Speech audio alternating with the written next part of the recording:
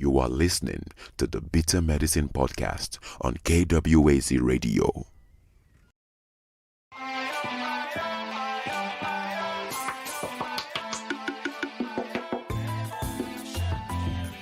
Welcome to the Bitter Medicine Podcast, where it's all about Black empowerment.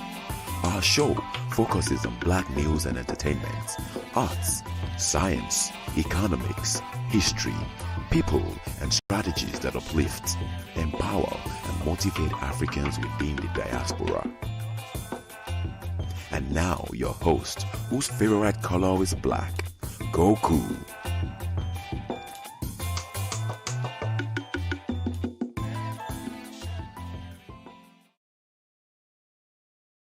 Welcome back to the Bitter Medicine Podcast. I am your host, Koku. Just doing a couple of little final setups here. Hope you guys can hear me well out there. I see we already have Black Excellence in the room, saying looking forward to this. Kevin Cat 42 saying this is going to be good. Glad you guys have the confidence in me. Thank you very much for that. Before we get underway, let me remind you guys that this podcast is a part of a podcast network called KWAZ Radio. There are other shows on the network that you guys should be tuned into as well, like... This is DAX. You tune into the Harsh Reality Podcast, providing you with social commentary on the news affecting our community, only on KWAZ Radio. Peace, family. This is Oni, inviting you to listen to the Pro-Black Perspective, where Black problems are addressed with Black solutions. You are listening to the Bitter Medicine Podcast on KWAZ Radio. Make sure you also tune into the Queen's Council Podcast with Sharice and Company, the Queen's Council Podcast. Make sure you guys tune into all of those shows as well. Again, I want to thank you guys for being here today. I want to remind you guys that we have a Discord server dedicated to the podcast. You could become a member of the server just to be a fan of the podcast, or you could join to help us work on the African-centered curriculum that you've heard us talking about for a long time now on this podcast. If you're interested in either one of those things or both, make sure click the link that you see in the chat room. Click the link. You should be able to join the Discord. In the chat room, I see someone who seems to be new. Earth, Arthur, Heart. Does this begin or am I late? Nah, you're right on time. You're right on time. The Pro-Black Perspective is in the house saying peace to you, brother.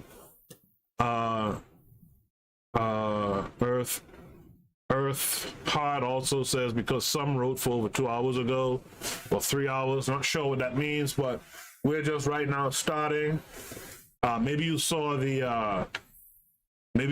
some post announcing this podcast tonight. All my shows are usually at 8 p.m. on Tuesday, Thursday, and Saturday. So for future reference, just know that the shows start at 8 p.m. and that's Eastern Standard Time. I'm not sure where you are, but where I am is Eastern Standard Time. So definitely tune in at 8. All right, so I've hailed up everyone. I talked about the podcast network. Let's talk about this paper. And by the way, if you're new here today, make sure to subscribe. Click the bell icon so that whenever I have some new content coming up on the channel, you'll be notified of it, right? And by all means, drop comments in the comments, in the chat box, so that they can be read on air. It can be read on air, and we can have a discussion while we read this paper. Earth Heart. I'm trying my best. All right. So make sure I do those things, right? All right, let's get into it. Let me find where I am. Okay, so as you can see, the title of this paper is Diop and the African Origin of Civilization, an Afrocentric Analysis by VICTOR Ogуejiofor Okafor. I think I may have butchered that, but you get the idea. This article provides an Africological examination of the central thesis of Sheikh Anta Diop's 1974 African Origin of Civilization, Myth or Reality, that, quote, ancient Egypt was a Negro civilization, end of quote. This thesis, which has upset the world of Egyptology, constitutes one of the bases of the epistemological differences between Africologists and Africanists. Diop's work belongs to the growing body of research that attests to the African origin of Egyptian civilization. The understandable anger that this has provoked among some Western scholars and the ambivalence of some African scholars are hardly surprising, for Diop's work raises profound questions about the integrity of Western Egyptology.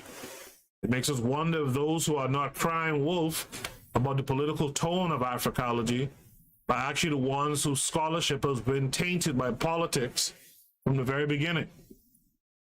Was Western Egyptology a political construct in many respects, or was it the product of value-free research? How does Western quote-unquote truth, as it applies to Egyptology, differ from other truths? Maybe we can fall back on Napoleon, who defined Western truth as, quote, a set of myths upon which we all agree. To what extent was Egyptology tainted by Napoleon's brand of truth? We cannot help asking these questions in the face of Diop's work and other findings, especially given the fact that today we can still identify in academic circles reflections of Napoleon's definition of Western truth.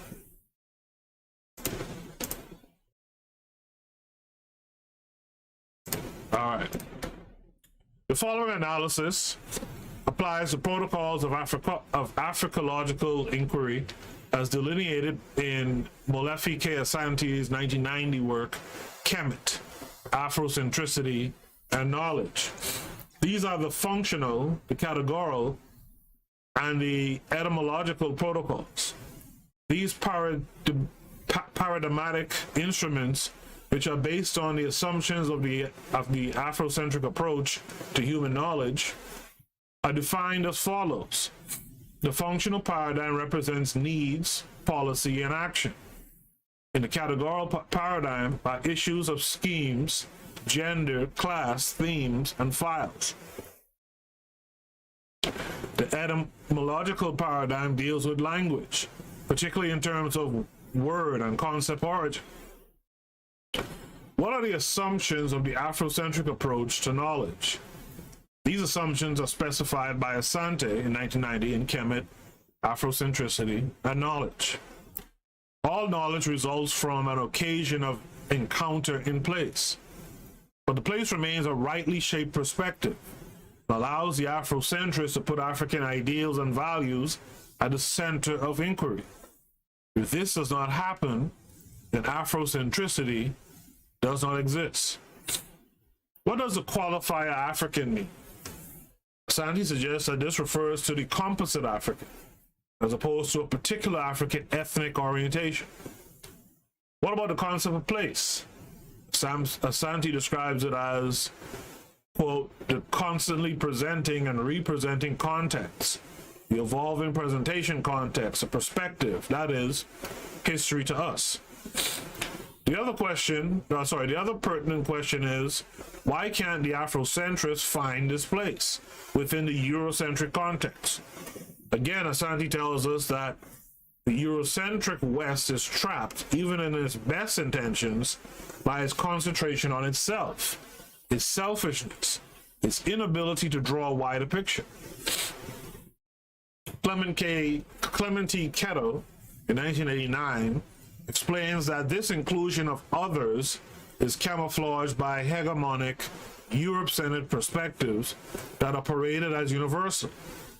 Although he does not grudge the West its right to view the universe from its center, Kettle contends that recognition ought to be accorded to perspectives that derive from other centers of the human family. Such a recognition will give rise to a quote-unquote pluriversal, as opposed to a universal perspective for the social sciences. Pluriversal perspective could also be viewed as one that conceives of cultures as being on a parallel plane, contrast to the Eurocentric hierarchical conception of human societies, which of course places Europeans and their descendants at the apex.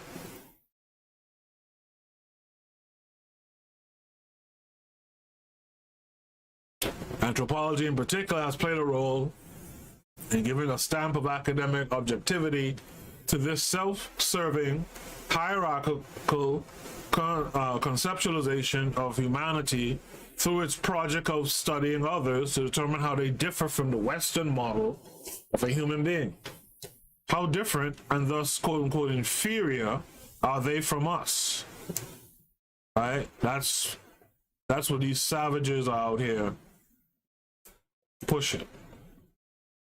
The point has to be made here that ideally the study of cultures can be a useful way of promoting understanding and peace in the world.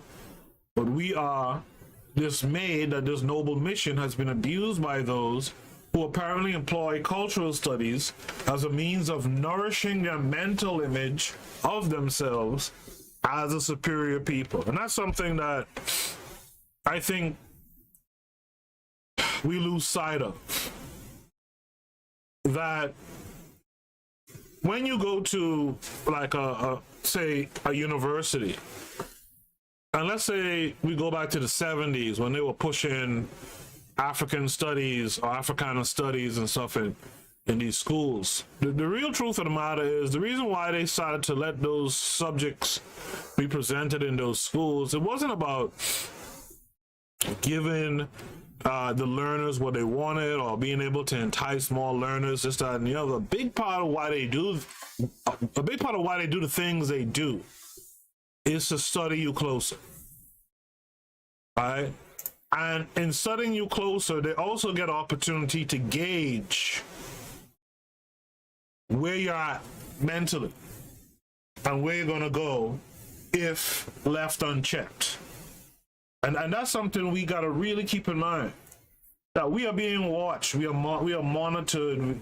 You know, this is why when you folks on social media are explaining certain shit to white folks, I cringe. They do that to understand you. When you see a gathering, I've talked about this in the past before. When I used to do some music stuff back in the day and go out to these different little shows and open mics and stuff, there was always some white person who found their way into a black event. All right? They're in a sense deputized to observe you. But it's not to observe you to try to understand you better. It's really to observe you to see where you're at. See what the mindset of the people are. If they walk in and there's Ja Rule on the stage doing a bunch of bullshit, they laugh when they walk out. Maybe they'll hang around a little bit and laugh at you, dancing and bouncing around, all that kind of stuff. But they laugh because they say, yeah, these folks ain't about nothing. But when they find themselves, every once in a while you see them up in some black political organization, they're gauging what you're doing.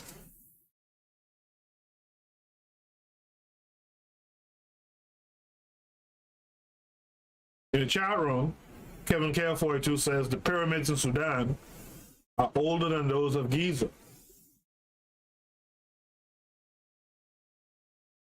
The Nubians used iron long before their brothers to the north.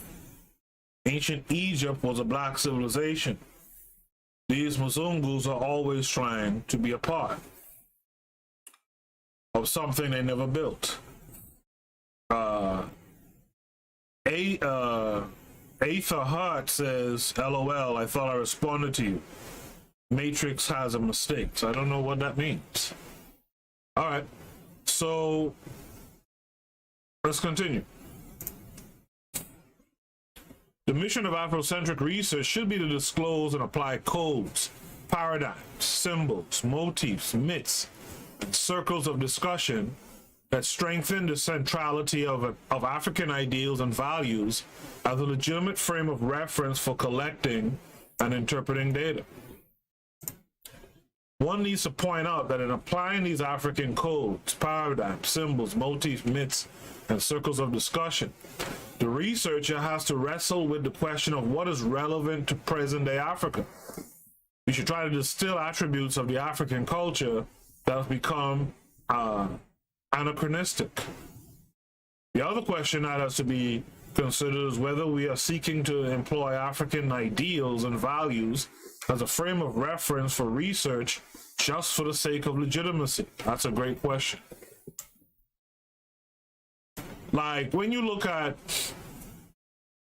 like, Tariq Nasheed and them pushing, like, hidden colors and stuff, the problem with those type of programs, I mean, and there's a few problems, but a big problem with those is that what it does, or what it aims to do, is just present this quote-unquote research just to make the viewer, black folks, feel legitimate, feel like, yeah, I am just as worthy as these folks over here. But the problem with that is, which I think the writer here is alluding to, like, seeking legitimacy is really inferior to seeking power.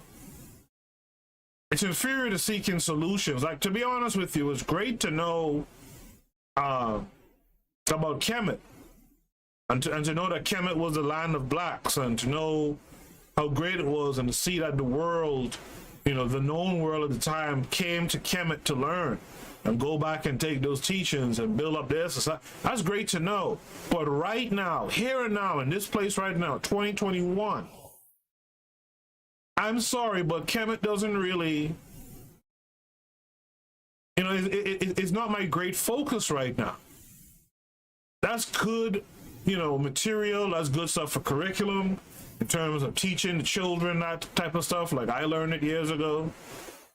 But right now, if you're going to be putting work into research, let's not put work into research that's just solely to trying to legitimize who we are and where we should be placed on the chart of humanness.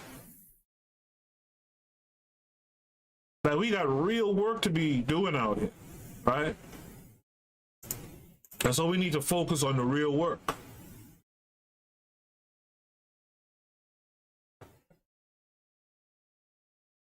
In the chat room, Arthur, I don't know what Arthur Hart is laughing at, but MIC Beauty says Tariq just want to scam his people. Most, if not all, the information he puts in his documentaries is basic and can be found in books. And that's absolutely correct what MIC Beauty just said. Like, a lot of that stuff is basic Google.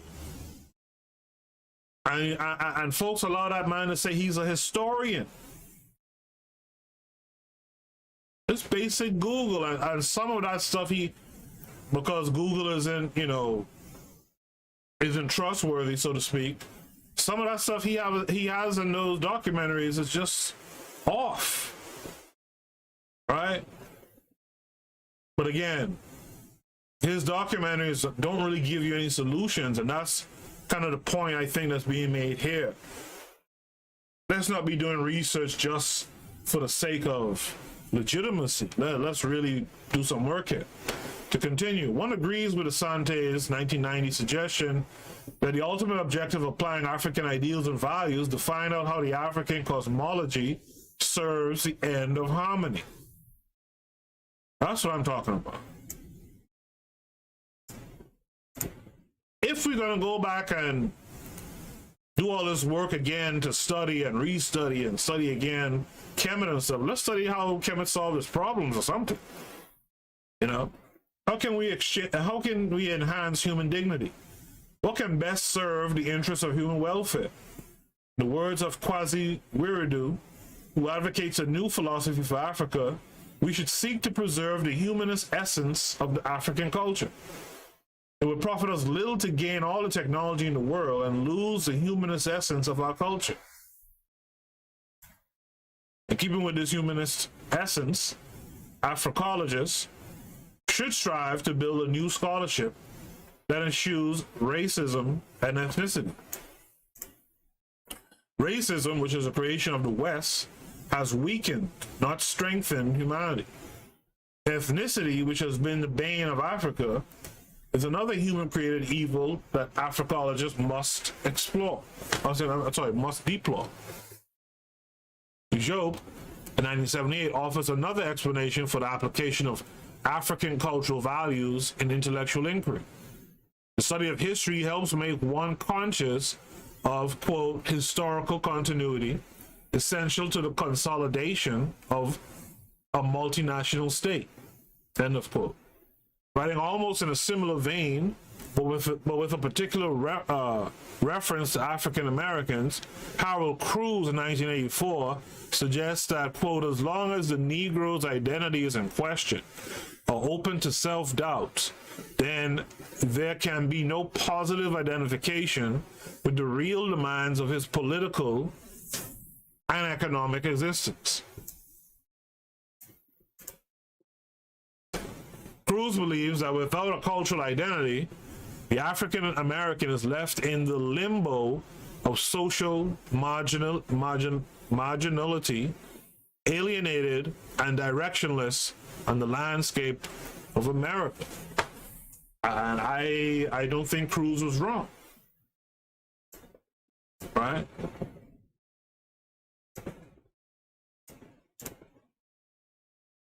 Asante in 1990 suggests that the Afrocentrists should not question the centrality of African ideals and values. However, Afrocentric scholars can disagree on the essence of those ideals and values. And Afrocentric research is expected to be sensitive to gender in dealing with race, social, political, economic, cultural, or aesthetic issues. The researcher ought to give attention to the role that women have played in history. Of great importance is how Africologists have conceptualized gender relations. Because of the African ideal of harmony and also the survival of the human species, a clear need exists for the Africologists, male or female, to avoid the Western trap of conceptualizing gender relations on the basis of antagonism, or in a manner that portrays one sex as an enemy of the other. If you guys are on social media, particularly Twitter, as my boy D-Web calls it, D-Web from the Harsh Reality podcast, calls Twitter the cesspool.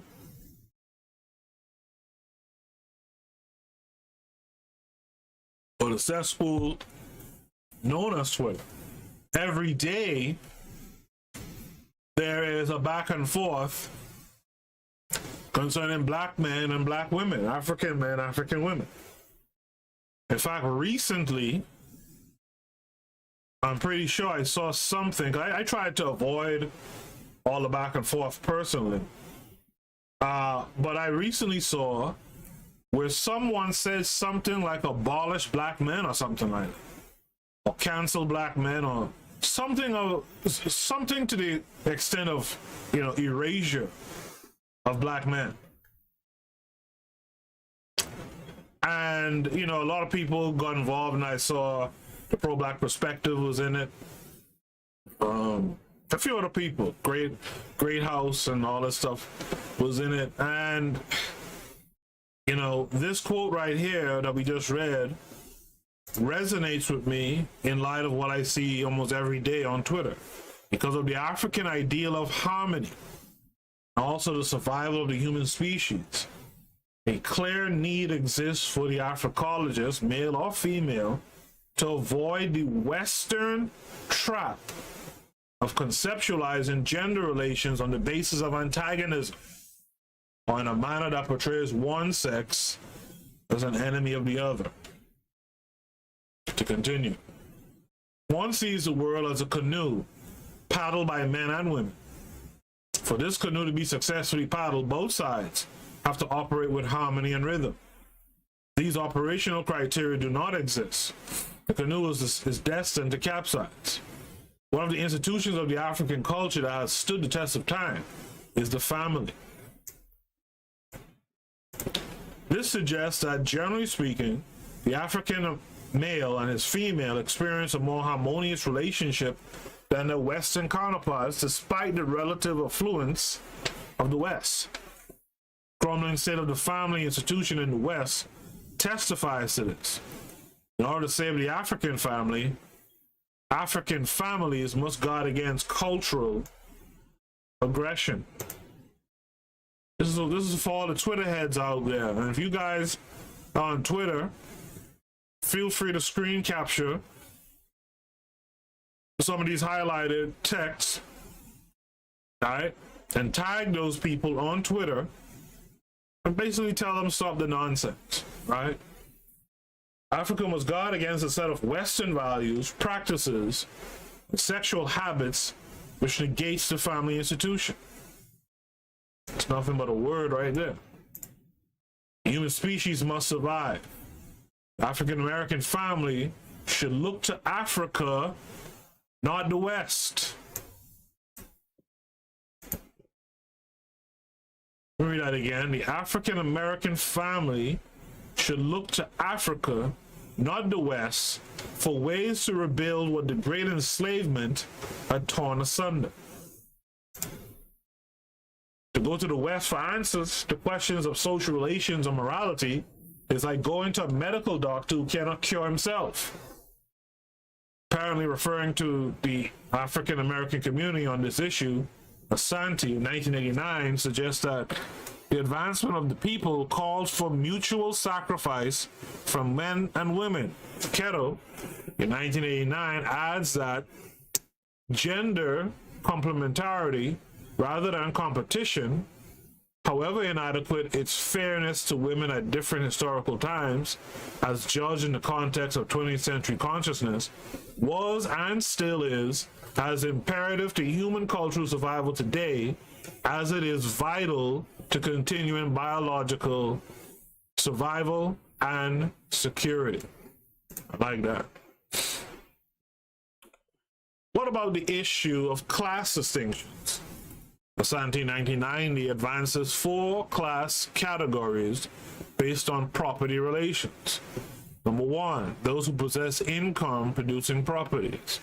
2, those who possess some properties that produce income and a job that supplements income.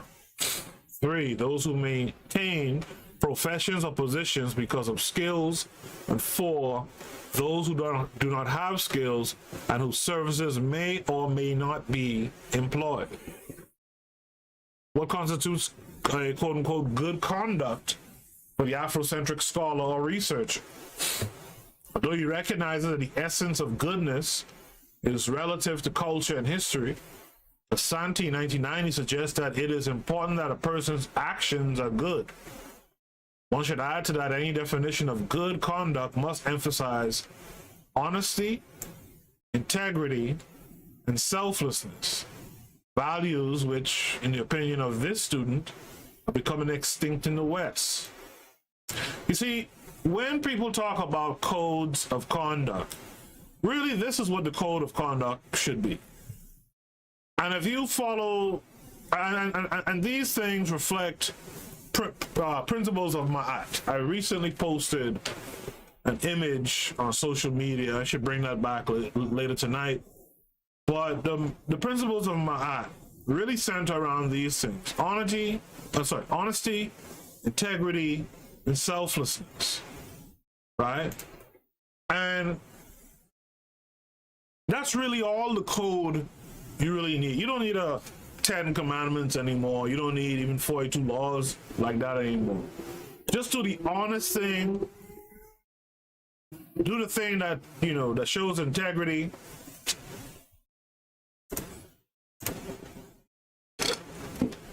And show selflessness. Right? That's the code, and we do that amongst one another, we're good. In the chat room, Black Excellence says the ancestors gave us the baton. We should be putting it in for the next generation and get ready to pass them the baton. Let's talk more work. And that's absolutely correct. We should just be doing work right now. Just talking and talking and talking and, you know, is it socialism? No, I think it's communism. I mean, forget all that shit. Just get to work. We have a situation going on in Haiti again right now.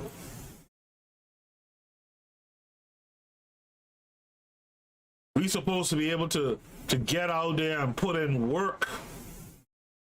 We shouldn't have to wait around, hoping, you know, angry that there's a Monroe Doctrine that stops Europe from coming to the aid of Haiti and all this old stuff. We're supposed to be doing that ourselves. And if you didn't quite get that reference, go back a couple of episodes, you'll see I talked about the Monroe Doctrine as it applies to Haiti.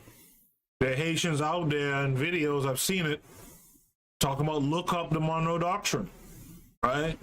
But the thing is, we need to have, you know, choose our the Gavi Doctrine, right? We're supposed to be going out there and solving these problems ourselves, right? Will we do it?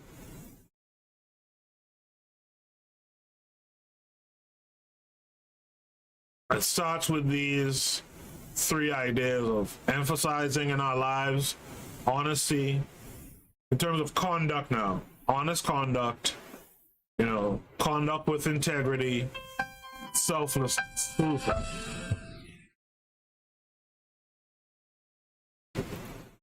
Right? This is what we got to do. This is the work that we should be putting in. Hold on a second, let me fix something real quick.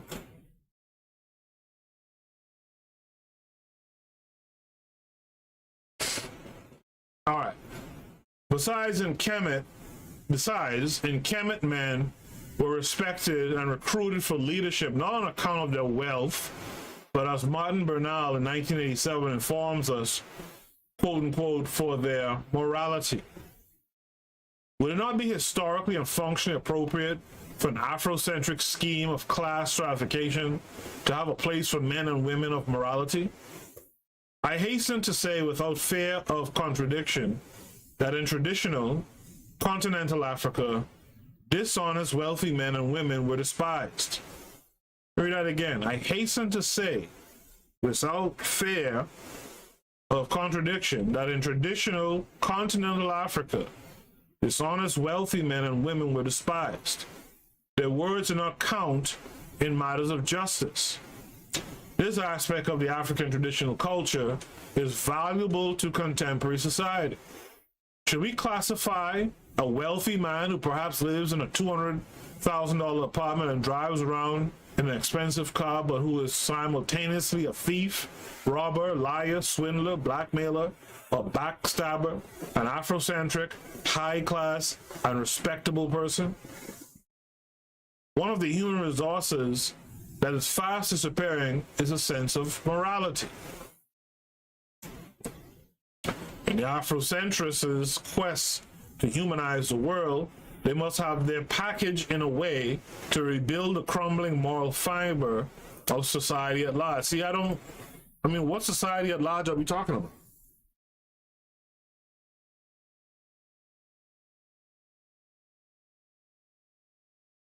You know, what society at large are we talking about? Hopefully we're talking about the African world, the black world, right?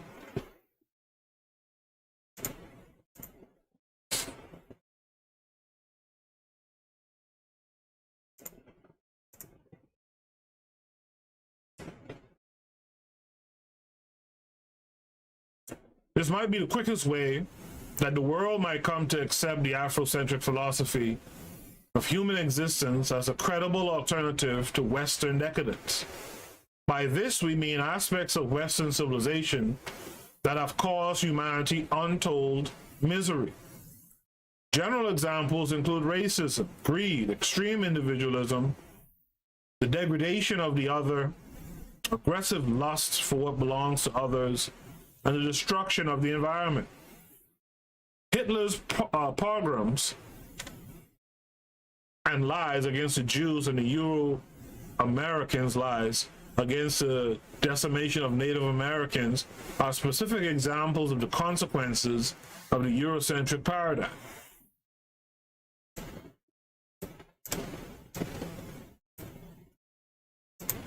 A worldview that makes these atrocities possible by blunting human conscience should be dumped in the rubbish heap of history. In fact, the misfortune of Native Americans remains one of the greatest tragedies and injustices of human history.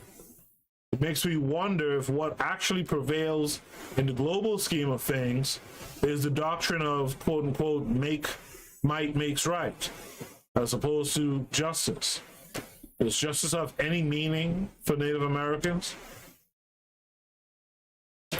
Another distinctive aspect of Africology is its holistic approach to the study of the African world. For this reason, Asante 1990 says Africology rejects the Africanist idea of the separation of African people as being short-sighted, analytically vapid, and philosophically unsound. Afrocentrists maintain that Africans in the diaspora cannot be properly and meaningfully studied in isolation from their African historical and cultural heritage. In fact, to do this is to pretend that the history of African Americans started from the Great Enslavement.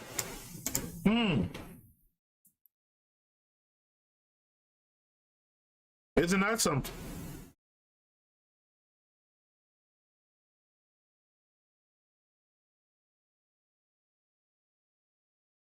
To do this is to pretend that the history of African Americans started from the Great Enslavement.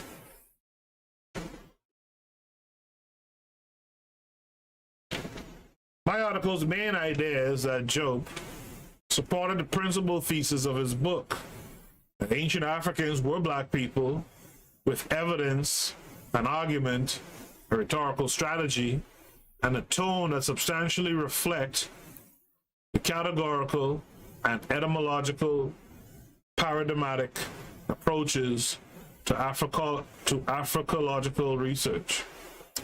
However, some portions of Diop's arguments suffer from certain nomenclature and conceptual flaws that make them disharmonious with the protocols of Africological research.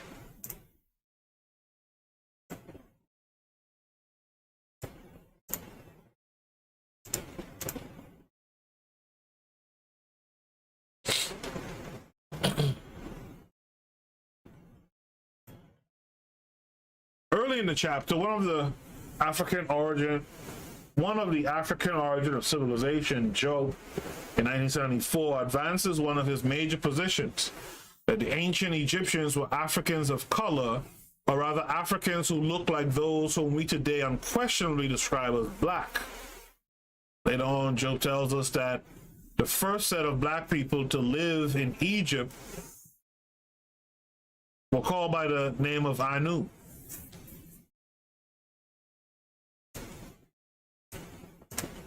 These were the people who created the essentials of Egyptian civilization.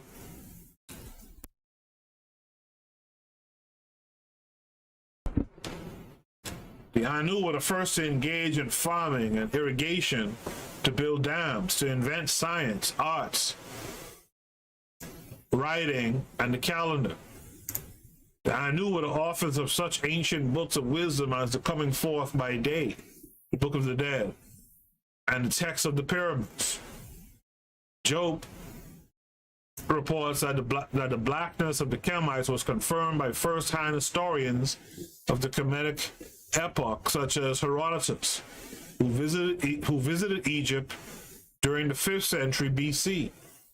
Diop quotes Herodotus, quote, "It is certain that the natives of the country, meaning Egypt, are black with the heat." Job further points out that Herodotus reported that the Colchians, who had originated from Egypt, were black-skinned and have woolly hair.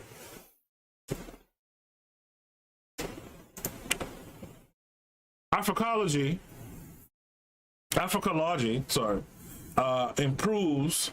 approves of Herodotus' historiography. Asante 1990 observed that Herodotus' writings are useful for our understanding of Africa's contributions to human development. Acknowledging that some European historians disapprove of Herodotus' words, Asante suggests that their position is motivated by an effort to distort the role that Africans have played in human history. Asante submits that Herodotus is, quote, the most comprehensive of the early European recorders of the customs, traditions, and civilizations of North Africa, end of quote. Job, 1974, himself considers Herodotus as a painstaking historian who double-checked the facts of his writings. Herodotus, he writes, was a scrupulous, objective, and scientific historian. Quote, he knew how to weigh things. When he relates an opinion that he does not share, he always takes care to note his disagreement.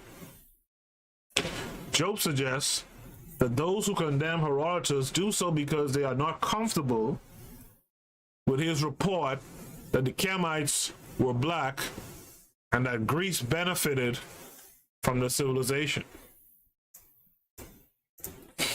Egyptologists, he says, have been stunned by the greatness of ancient Egypt when Champollion the Younger deciphered hieroglyphics in 1822. Egypt came to be seen as the cradle of civilization, but imperialism being what it is, it became increasingly inadmissible to continue to accept the theory, evident until then, of a Negro Egypt. The birth of Egyptology was thus marked by the need to destroy the memory of a Negro Egypt at any cost and in all minds. You know, we've talked about that here on the show before. You had to deny Africans their greatness, right? If you were going to go and subjugate them, right, in great slavery or whatever, you had to deny it. You had to change the image. You had to change the faces of the greats who were black and turn them white, because you wouldn't be able to keep their people convinced. And that's the thing. Their people aren't the smartest of people or the bravest or what have you, but if you could keep them convinced, that's the thing you got to do. And so that's what they had to do. Although Africologists should applaud Job's faith in Herodotus, they probably would consider as problematic his description of Egyptians as Negroes. Job in 1974, however, appears to be clear-headed about what he means by that term. He defines a Negro as a human being whose skin is black, especially when he has frizzy hair. Asante's 1990 Kemet, Afrocentricity and Knowledge holds that no known ethnic group in Africa describes itself for its language as Negro. Asante asserts that Negro is a Eurocentric term for any African group or people who correspond to a certain negative image of culture. Asante contends that the description of ancient Egyptians as Negroes was intended to create ambiguity about the Africanness of the Kemites. Given that Asante is unquestionably a Ethiopian, one wonders whether this contention of his applies to Sheikh and to Job.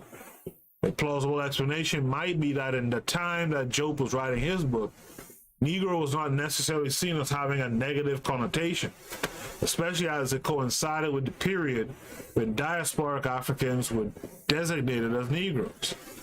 One could also extend this plausibility to Carter G. Woodson, who, in spite of transparently positive intentions, titled his timeless book Miseducation of the Negro. After all, time seems to change the obvious and subtle meanings of names and concepts. Was it not only recently that the term black was dropped in favor of African American for diasporic Africans? The fact that Diop reports that the ancient Egyptians had described themselves as Kemites offers another angle from which to try make sense of his choice of Negro for identifying the ancients. As the name the ancients called their country, Kemet, says Diop, 1974, means black in Medjugorje, the language of the Kemites. Could it be that by choosing the term Negro, Diop's political intention was to underscore that the Kemetic achievements were the collective assets of the African world? What do you guys feel about the term Negro? For those of you who are still here live with me today, what do you guys feel about that term Negro? All right. Do you disagree with Sheikh Anta Diop's use of the term Negro, as did Asante? Well, as does Asante, he's still alive. Do you disagree or do you agree? Put it in the chat. I'll talk about it on air.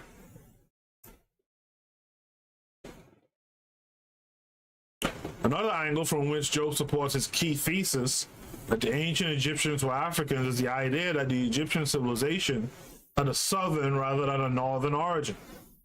For this, Diop, in 1974, cites the account of Diodorus of Sicily.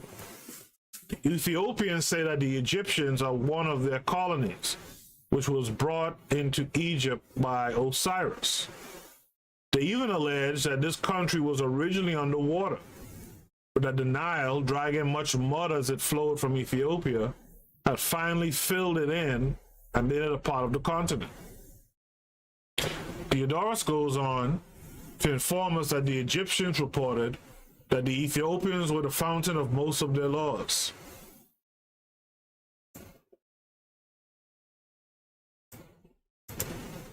Right. Diodorus also tells us that among the customs which the Ethiopians had bequeathed were the worship of their kings and ostentatious royal funerals. Quote, sculpture and writing were invented by the Ethiopians, he said.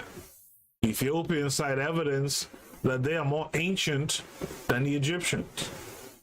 Diop also cites Gaston Maspero as writing that almost all ancient historians had written that the Egyptians were Africans with an Ethiopian ancestry. The preceding is yet another manifestation of Diop's Afrocentric interpretation of African history. Africological research is expected to underscore the southern origin of the Nile Valley civilization. It should stress the indigenous nature of the Nile Valley achievements. Africologists were expected to uphold the fact that European Africans never existed in antiquity.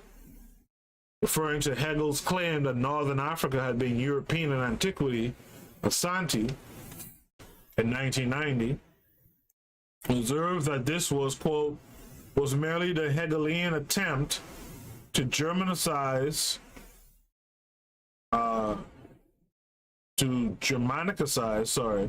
all of those people who may have contributed to African coastal civilizations. Asante suggests that to claim that Northern Africa was European is tantamount to saying that Southern Europe was African. I like that. I like that. That was well stated, right? Let me read that again. I like that so much. Asante suggests that to claim that Northern Africa was European is tantamount to saying that Southern Europe was African. Diop in 1974 dismisses this Eurocentric theory as false, pointing out that archaeological and historical evidence shows that Northern Africa had been occupied by African people since antiquity. In the chat room, Black Excellence says Negro is a Spanish European term. These are outsiders' terms to identify us. That is never good.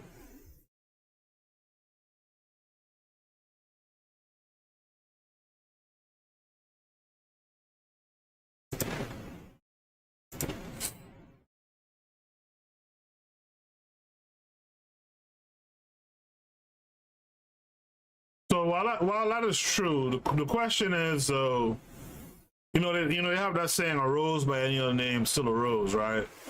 So I get it. So you might not like the Negro term because it comes from other folks, but if you call folks Commission or what have you, right? Because Egypt is from someone else's tongue too. It's not even the name that the early Africans gave it, right?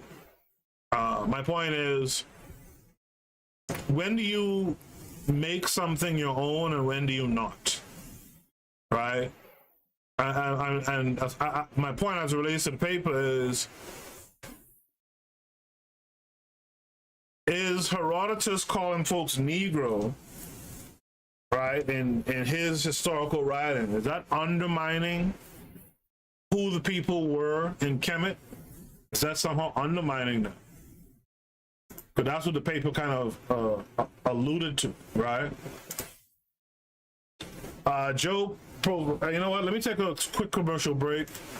I'll be back on the other side. You are listening to the Bitter Medicine Podcast on KWAZ Radio. This is VAX. You tune into the Harsh Reality Podcast, providing you with social commentary on the news affecting our community, only on KWAZ Radio.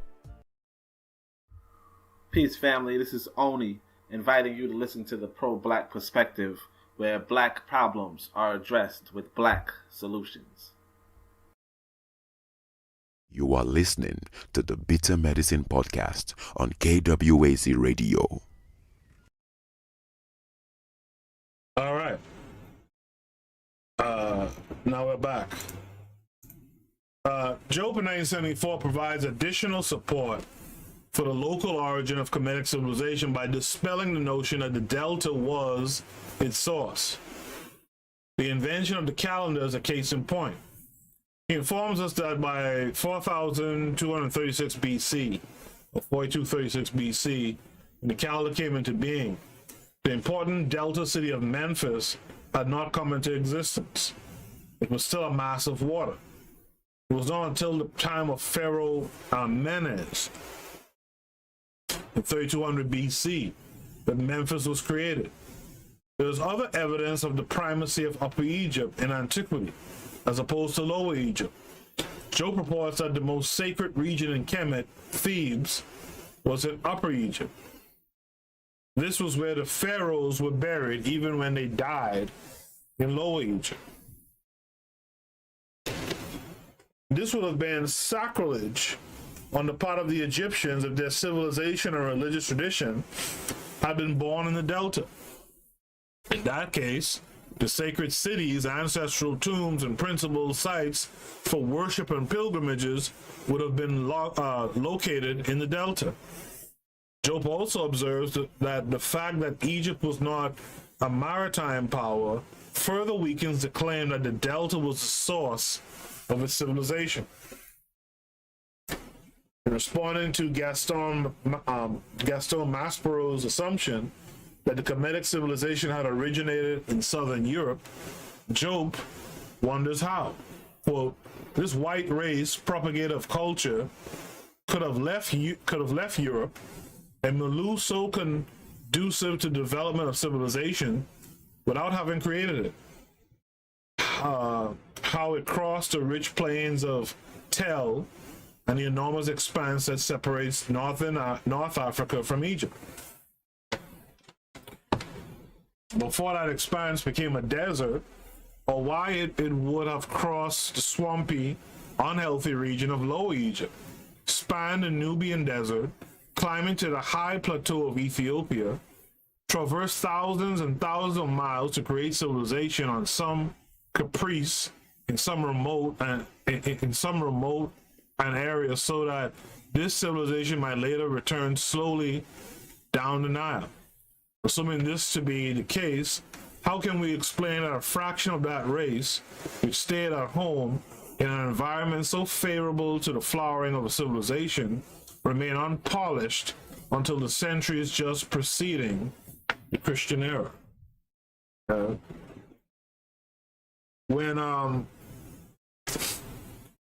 Tariq had that back and forth with Jared Taylor,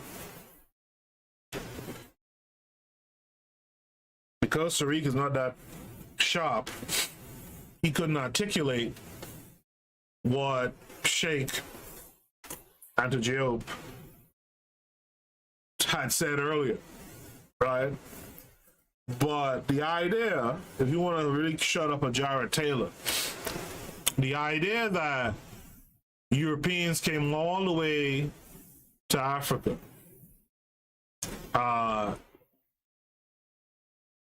right, and built pyramids and civilizations and all that stuff. Meanwhile, there's not one instance of a pretend pyramid in Egypt, right? You could track the development of pyramids from Ethiopia to Egypt, right? Ethiopia, Sudan, Egypt. You could track the technology improving, right? But you can't find out one pyramid in Europe, and these guys are claiming that they crossed all that distance to build a great civilization in Egypt. KW Don 7 is in the house. He says he uses the term Negro as a derogatory term. I tend to as well, actually. I actually tend to, if you follow any of my posts, you'll see I use the term Negro in a derogatory way, right? Because I know it's not our word, right?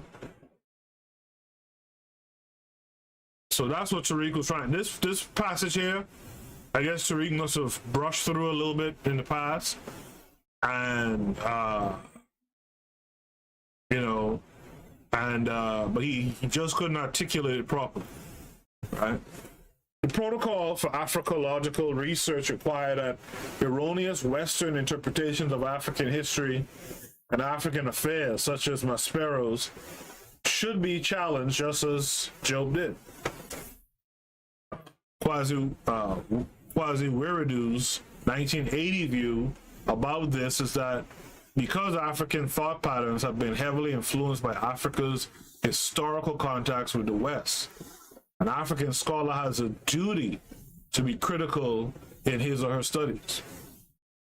With regard to the African American scholar, W.E.B. Du Bois, 1982, made a similar point, that it is imperative for him or her to criticize an educational tradition that has historically provided intellectual rationalizations for his degradation, enslavement, and oppression.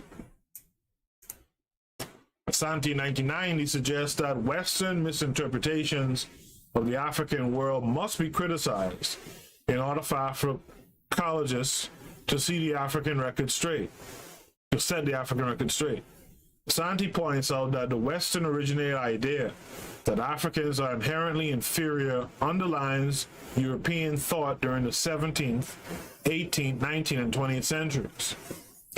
Notable Eurocentric theories that shaped this thought are biological determinism, social Darwinism, and kindly paternalism.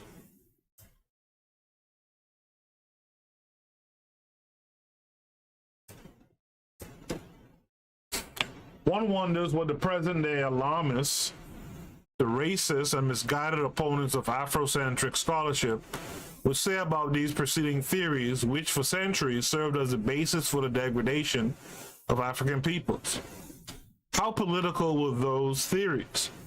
For the Africologists, criticism of Eurocentric portrayal of Africans becomes an imperative. You got that? It's imperative for you to criticize their portrayal of Africans. One cannot be a credible African scholar without being critical of a brand of scholarship that places one at the bottom of the chain of beings. This does not imply that everything written by a European about Africa or Africans is Eurocentric. Conversely, it does not mean that everything written by an African person about African or Africans is Afrocentric. It is the written or spoken material itself that determines its Eurocentricity or Afrocentricity. The message of any document speaks for itself.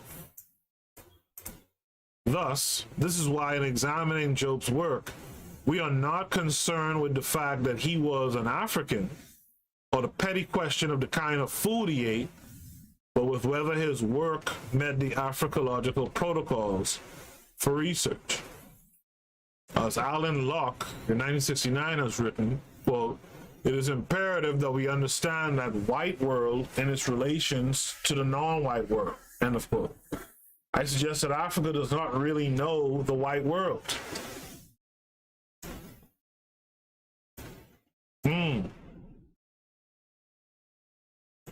Do you guys think that Africa really knows the white world?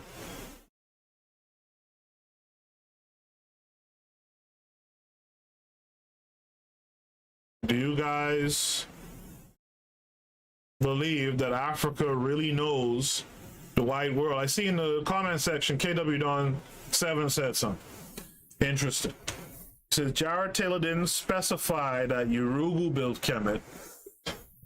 In my mind, in my memory, he might not have said it on the initial run, but on a second sentence, my belief is he did, or at least he heavily implied it, right? His emphasis might have been that anyone but black, but I'm pretty sure. In fact, I'll go back and watch it later tonight or tomorrow. But I'm pretty sure if he didn't outright say it, he heavily implied, right? It wasn't us. And Tariq was able to kind of scrape together a response, right? But it wasn't Sheikh and to Diop's response, right? But I have to go back and watch it again, and we'll go back to it in the future. We could discuss it on the Discord if you like. By the way, if you're new here today, I have a Discord server dedicated to this podcast and the podcast mission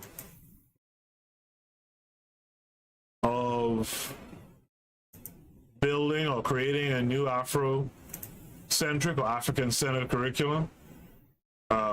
You guys can look in the chat right now and you can click the link and you could join the Discord. I think in the future I might do something Discord only. I don't know if it's going to be an episode or I don't know if it's going to be an episode or if it's going to be kind of a AMA, ask me anything. I'm going to do something that's Discord specific in the future. So hop on now before that begins. Daily Affirmations by Pauline is in the room. Make sure you guys check out Daily Affirmation by Pauline. Subscribe to her site. Follow on Facebook. She always has uplifting stuff, uplifting messages to post. She says that Africa does not know the real white world, and I agree with that. Africa does not know the real white world.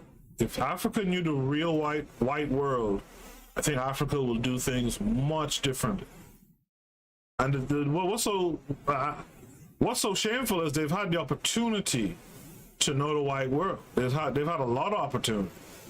And again, I think it's lack of education. Every generation has to learn the white world again, and that hurts us. To continue, the Western world has studied and misstudied Africa and Africans, but Africans have tended to see the West mainly through Western eyes, thereby seeing only what the West wants them to see. It's like studying a person through his own self-serving autobiography. Africans need to carry out a systemic study of Westerners for a long time. Africans have concentrated on the study of Western ideas, not the Westerners themselves. That's a dope line right there. One other effort that Diop applies in order to drive home his thesis that the Kemetic civilization was an African achievement is to dismiss the possibility that civilization could have been of Asian origin, right?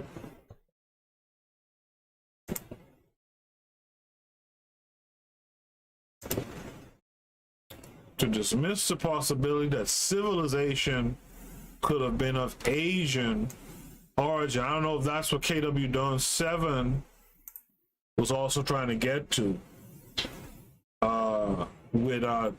with Jared Taylor, but again, I'll go back and look up the Jared Taylor comment. KW Dawn 7 says, John Henry Clark said, you have to study the people who remove you from history, and you will start to put the puzzle together with regards to African history. And that's a true word right there. We are, and this paper really says something interesting here, right?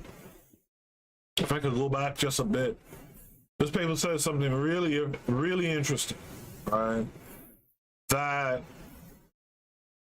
Africans tend to see the West through the West's eyes, right? Liking it to studying a person through their own self-serving autobiography, through some shit they wrote about themselves, right? That was self-serving, and that's how we see the West.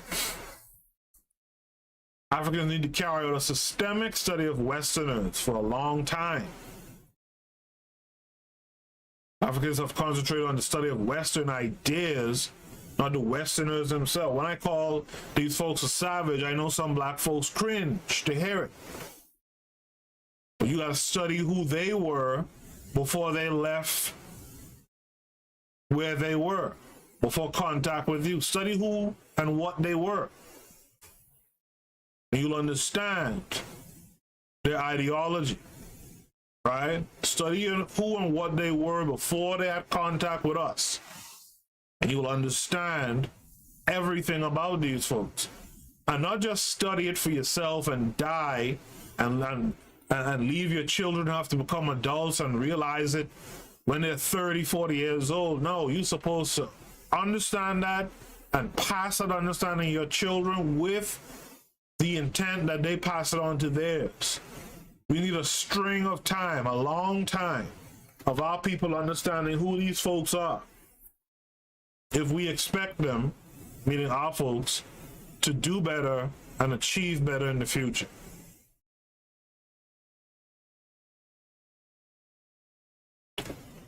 So one other effort that Diop applies in order to drive home this thesis that the Kemetic civilization was an African achievement is to dismiss the possibility that the civilization could have been of Asian origin. First, Diop submits that a convincing case could not be made for an external origin theory unless there is proof that a civilization existed elsewhere, particularly in Western Asia, which predated Kemet. But then what was so unique about the Egyptians? Diop answered this question by stating that the natural conditions of the Nile Valley were uniquely conducive to human creativity. As for Western Asia, Diop observes that by 4000 BC, when the Egyptians had already begun to make impact on history, there was hardly evidence of humans in Syria or Mesopotamia.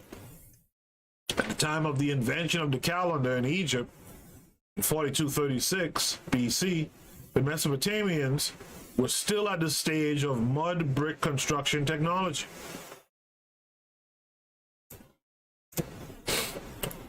Diop also notes that whereas there is a palpable evidence for Kemetic achievements, defenders of the Mesopotamian hypothesis have had to try to reconstruct a hypothetical temple as evidence for Mesopotamia's greatness in antiquity.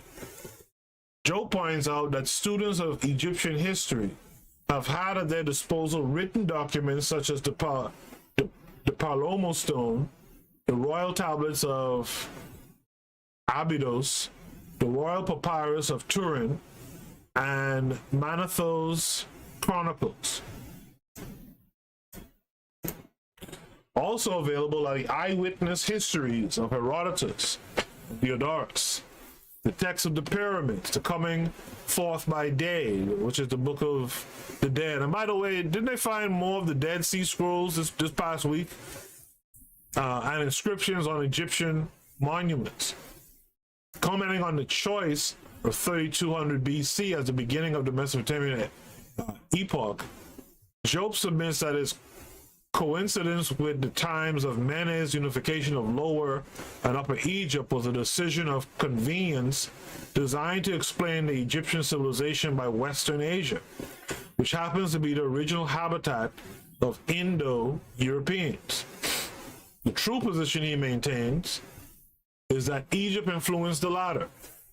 The Jewish people, he avers, are descendants of a mixture of Canaanites who were black with white tribes. And he points out that the Jews did not begin to count history until the time of David and Solomon in the first millennium. Quote, it is thus unthinkable to try to explain the latter by any Jewish contribution, he concludes. By the way, KW Don 7 mentioned the great Dr. John Henrik Clarke, right? I was talking about this with Kevin KL42 this week. If you guys out there who are listening, if you have writings from Dr. Clarke, you have any Dr. Clarke, Dr. Ben, you have their books in a PDF format or what have you, please think about sharing that with me. As you know, on the Discord, we have this library that we're building, and I've really been slacking on that recently. But we have this library that we're building, mostly PDF files of great books. We have science and technology. As a matter of fact, let me take a quick glance at it now. We have books in there that cover photography, military science, STEM, right? We have the Bit of Medicine library that has books like the Egyptian Book of the Dead, Egyptian mythology, Yoruba proverbs, Yoruba colloquialisms, Swahili, things of that nature. If you have books along those lines in PDF format, but particularly right now I'm talking about Dr. John Henrik Clarke, Dr. Ben, etc., people of that ilk, and you have them on PDF, or if you don't mind converting them to PDF or what have you, pass those on to me so I can have them in the Discord so we all can share in the knowledge. To continue, in Diop's quest to leave no room for doubt about the thesis that the ancient Egyptians were African, he applies almost every tool and field of social scientific inquiry, a reflection of an Africological approach to knowledge, which Asante conceptualized as the integration of all methods advanced by human beings into the intellectual inquiry. I believe that a methodology comprises a technical and a philosophical dimension. I also believe that an Afrocentric researcher can employ the technical dimension of any human created methodology. The questions posed and the resultant interpretations are the philosophical elements of an Afrocentric inquiry. Thus, we now turn to what Diop discovered when he carried out an anthropological examination of the relics of ancient Egypt. Anthropology, Diop 1974 reports, has offered no evidence that ancient Egyptians were white. On the contrary, he says anthropology supports his thesis that they were black. Nevertheless, in current textbooks, the problem is suppressed. Most often, they merely take it on themselves to assert categorically that the Egyptians were whites. All honest laymen then get the impression that such an assertion must necessarily be based on solid studies previously conducted. But that, as we have seen, is simply not true. This is how the minds of so many generations have been warped. And that's why at one time, that's why, if you talk about like what we're going through right now with the vaccine and stuff, that's why a lot of folks didn't mess with these white folks and their science. Because there was a time when black folks wholeheartedly said, well, if white folks saying it, then it must be good for us, right? And then you'll go there and they'll screw you over, you know, give you syphilis or some shit like back in the day. Right? Joe Cole says, I'm having trouble with the Discord link. It led to the App Store. Well, if you don't have the app, the link will take you to the App Store for you to download the app, right? And then once you've downloaded the app, you might have to click the link again. Once you've downloaded, created an account, etc., you might have to click the link again, and then you'll be given access to the server. I'll post a link in the, again, because the first, okay, so you have the app. So click that link that I just posted. That link should get you, there.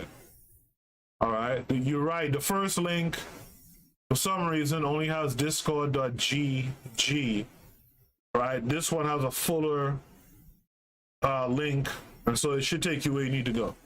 All right, my apologies. All right, Joe Cole, are you joining the Discord as a fan of the show or as someone who wants to work on curriculum?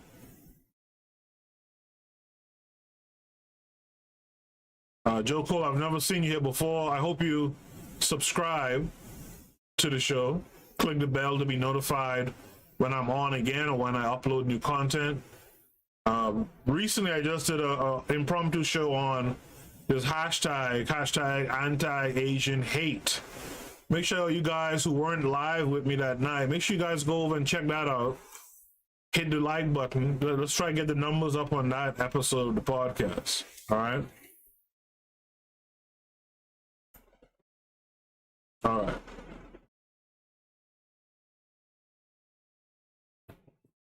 Job's substantiation of the thesis that ancient Egyptians were African takes another dimension that squares well with the Africological research criteria. In this instance, Africological research is expected to show reconfirmation, by which the scholar pursues the organic Jopian unity of African thought, symbols, and ritual concepts to their classical origins. Job pinpoints language, social, cultural, political, and religious linkages between Kemet and other societies. A symbol of the cultural linkage is the ceremonial oxtail borne by both the Egyptian pharaohs and Nigerian traditional leaders. The pharaohs also wore an amulet filled sachet similar to those worn by other African traditional rulers. In Wolof, this is known as dak, right? And that's the thing. Like, you know, I asked this question before on social media. I never really got a good response. But I'm curious to know how much words from some traditional, say, West African language, how many words are found in traditional Native American languages, if any? How many words cross over? Because that will tell you that there's a cultural linkage as well, which I never hear the ADOS and the FBA groups talking about. Right? What cultural linkage do these indigenous, indigenous Americans, Native Americans who are black apparently, what is a cultural linkage? All right. Joe Cole is joined to be a fan. I appreciate that. Yes, sir. All right. Joe Cole, how did you come to find this podcast? I'm just curious. Not to put you on the spot, but just curious. How did you come to find this podcast? Another cultural religious linkage lies in the cult of the ancestors practiced by the Kemites and other Africans. Job All right, Kemites. Did I say comedians earlier? I can't remember. But Job describes this cult as the foundation of Negro religious life and of Egyptian religious life. Circumcision is another element that binds Kemet with other African societies. Job argues that it is only in the African world that circumcision is given a cosmogonic interpretation. According to this interpretation, circumcision and excision reinforce the dominant sexual trait of an individual by removing the female element from the male and the male element from the female. Huh. You guys ever heard that before? You ever heard that before? This stems from a belief that the newborn baby is androgynous to an extent. This in turn comes out of the concept of divine androgyny of the African god Amon. If this indecision about his sex were allowed to continue, Job says, he or she would have no interest in procreation. Kinship is another line of connection between Kemet and other African societies. Job views this as the most impressive indicator of the semblance between ancient Egypt and other African societies. He points to an aspect of kinship by which Egyptian pharaohs and other African kings who became infirm are put to ritualistic death, designated to reinvigorate them for governance. This practice is based on the belief that the king represents the prime source of life for his people. Thus, his people would be endangered if he remains in office in bad health. Job also sees cosmogonies, mores, customs, traditions, and thinking as another connecting link between Egypt of antiquity and other African societies. I forgot who it was. Maybe you guys might remember. But there was someone who one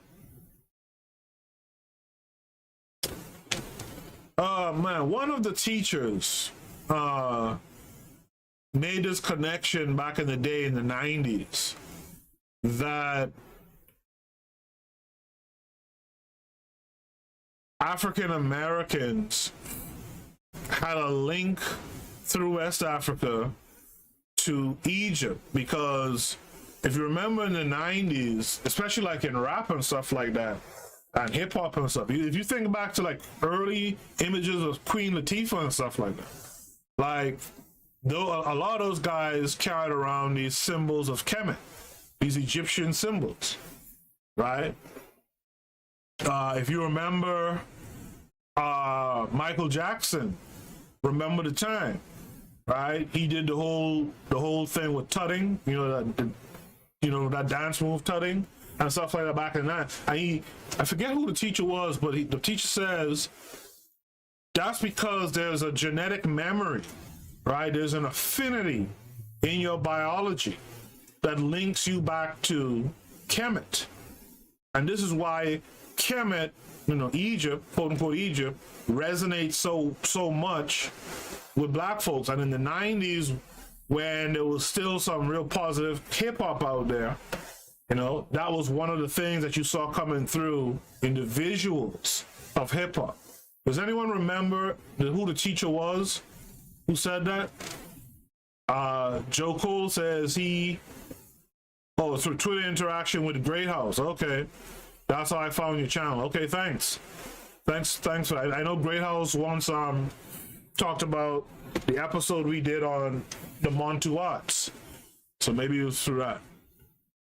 Derico Cooper Photography, who I haven't seen in a minute here, says Pfizer, Moderna, Johnson & Johnson, AstraZeneca, they all poison. All right, daily affirmation by Pauline says, never heard of this. Derico Cooper Photography says, yes, I heard that before.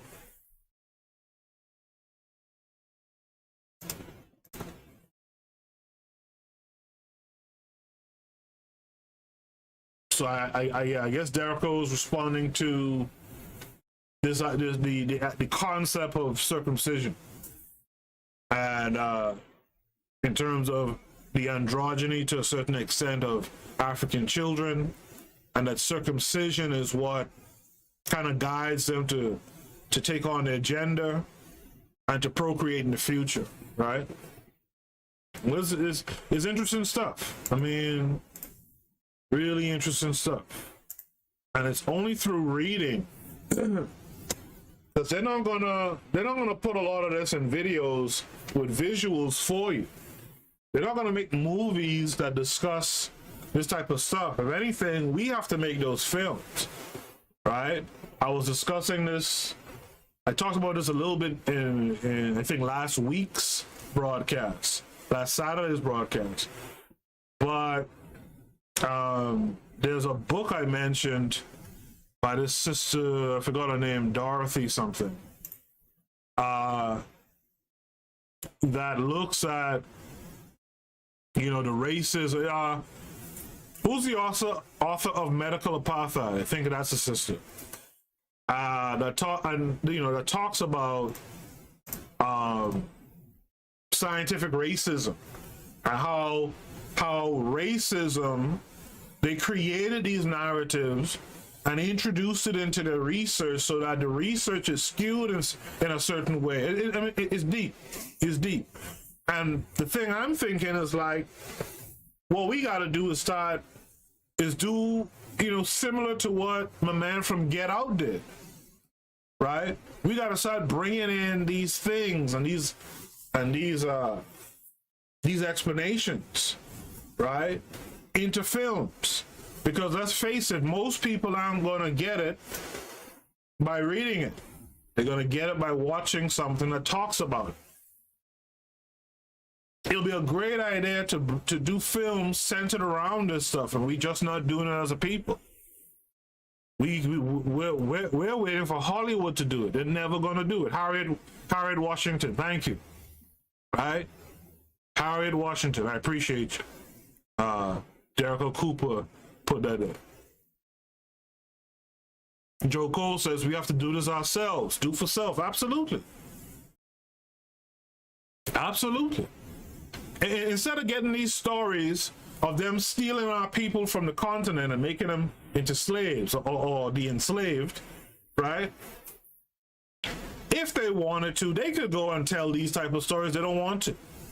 There's a reason why they don't want to. Right? So we gotta look at the guys like Sheikh Anta Diop and the research that he had done, and we gotta find ways to put this visually into our films. I mean, there's great stories we can tell. We're not telling them. There are great stories we can tell. We're not telling them. Right? There's great attributes to our lineage and our history that we could be telling, and we're not doing it. So for those of you who are out there who are listening to my words and you have ideas of creating films, right? Because nowadays, listen, we all could, if we wanted to, we all could band together with a team of people around us and create film. And that's something I want people to start thinking about doing. Create films, right? Not just documentaries where you Google some stuff, but go and create films that actually depict these things. Our people will start to internalize it. They'll pick it up, trust me, right? In fact, he contends Egyptian cosmogonies can only be understood in the context of the cosmologies of other Africans. The Afrocentrics avers that because of this essential identity of genius, culture, and race, today all Negroes can legitimately trace their culture to ancient Egypt and build a modern culture on that foundation. That's what I was talking about earlier. If you're just doing this kind of research that Sheikh Anta Diop did, just to be able to say to white folks, aha! Look, I'm just as good as you are. That's a waste of time. people already know you're just as good as them. They're hoping that you don't know that about yourself.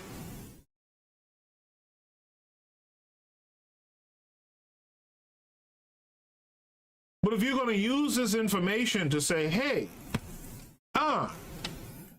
let me reconstruct what we had into something modern, and in fact, let me improve upon it. The ancient Egyptians were doing for self. Until they were conquered, they were doing for self. They were healing each other.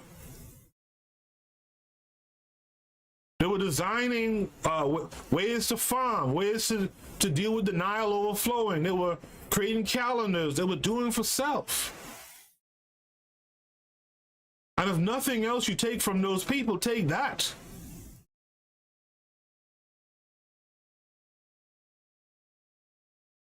Do it for yourself. You have a problem with black Brits playing your heroes? Well, you do the films yourself. And choose your people to do it. If that's what you, if that's the bug you have up your ass, go do that yourself. But once you're waiting for white folks to put money behind telling the stories of your heroes, they're going to do whatever the hell they feel to do. Like I told you guys before, the Miles Davis movie that Don Cheadle did, they created a whole white boy to put in the film. The white guy who's in that film with Don Cheadle, that's a created guy. There was no guy like that involved in the story. And the messed up part is that story is something Don Cheadle pushed to fruition. And the only way they would greenlight that story is you have to have a white guy in it. We just had Coming to America 2 come out the other day, right? If you go back to the original Coming to America, they had to have a white guy in it, so they threw Louis Anderson in there, which they brought back for a cameo in part 2 recently. That's the terms that you're going to work with. There's going to be a white savior. There's going to be, if it's a comedy, there's going to be a white funny guy inside of it.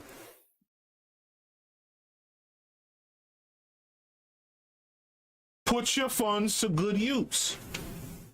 You can go back and study this stuff and you could make films. I'm not telling you that you're going to make a film that's on the, visually that's on the level of, what's it, Kings of Egypt? Which flopped, by the way, right? I'm not telling you it's going to look like a Marvel movie or WandaVision or something, the Snyder Cut or something like that. But I'm telling you that if you start to do it, what happens is the next generation that's already alive, right, starts to see those things and they start to improve upon it. That's how Hollywood was formed. You see, we really don't get it as people. We don't get the amount of work that's being done behind the scenes all the time for the things to be out here that you see out here.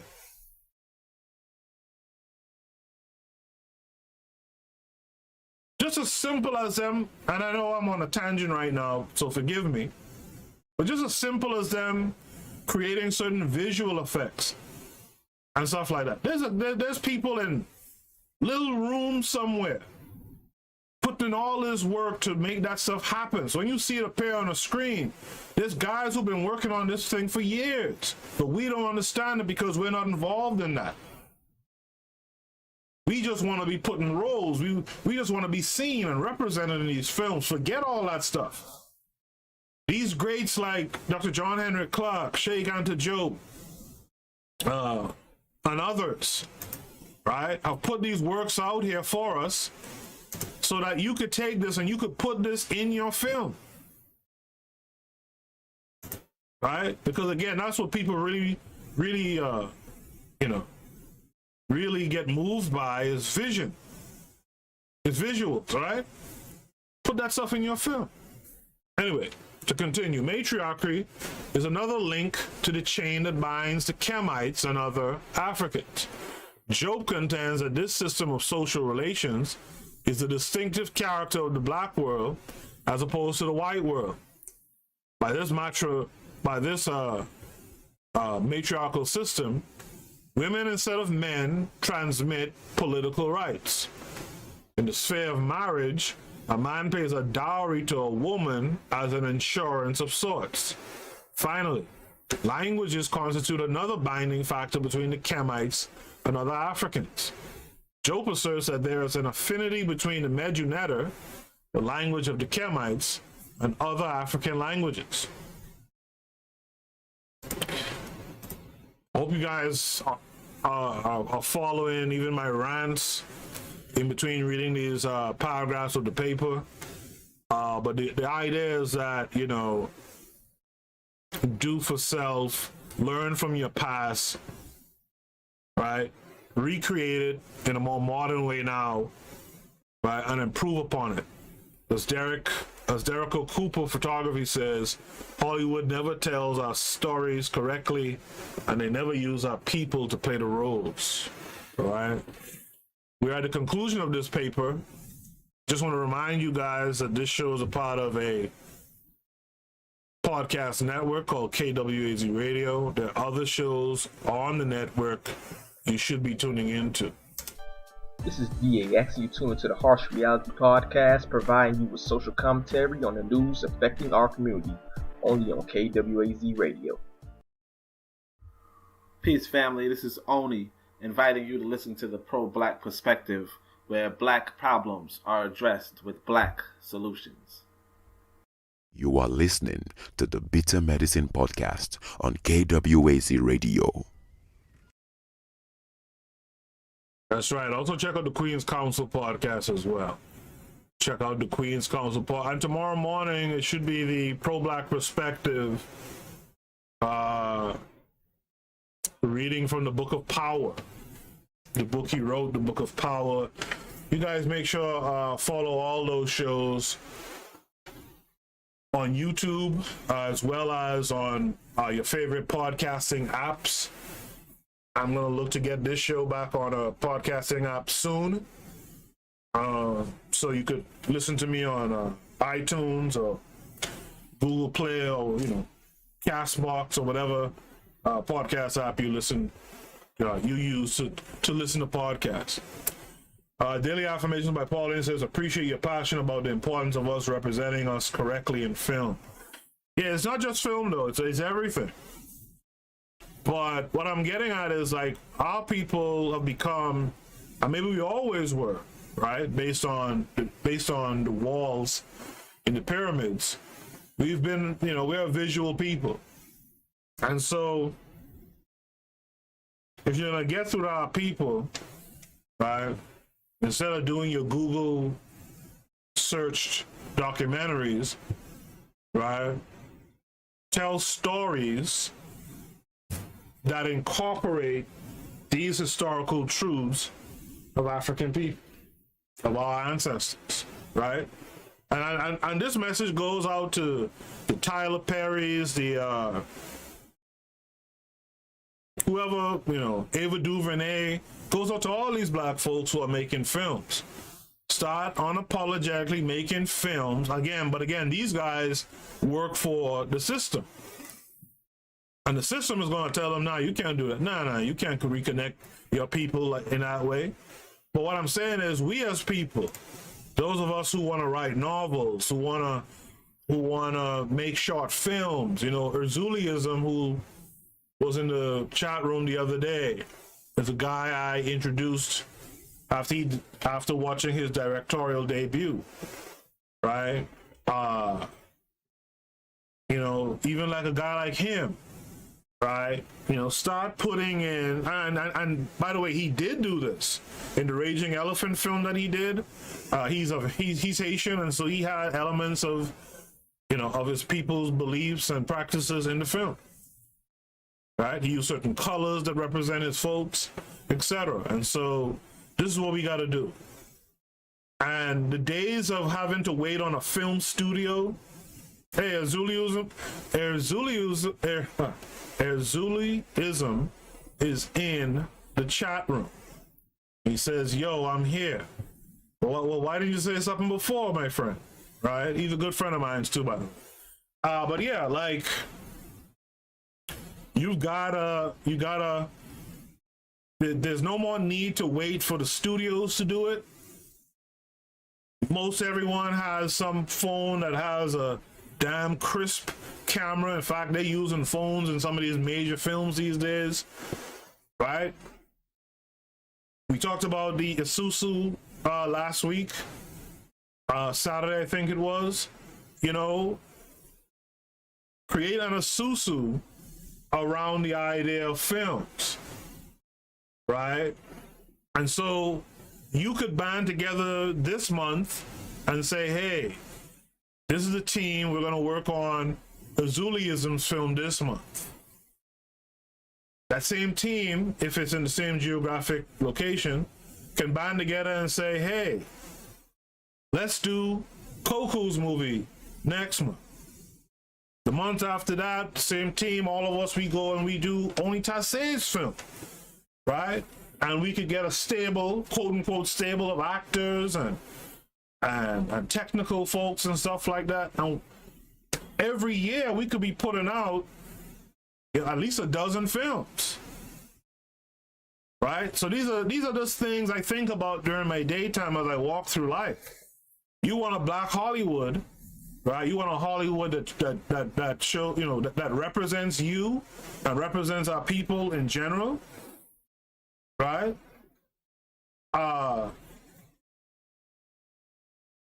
Azuliism, if you can put in the link, because I know at one time you had a link, or if you can send me, in fact, if you talk to me, Azuliism, if you talk to me after the show or something, let's work out a way I could get that show on the Discord server that I have, and so folks could watch it there. All right, but the film is called The Raging Elephant, as Azuliism just posted in the chat. Yeah, Azuliism says yes to share it with you directly, so you guys can work that out.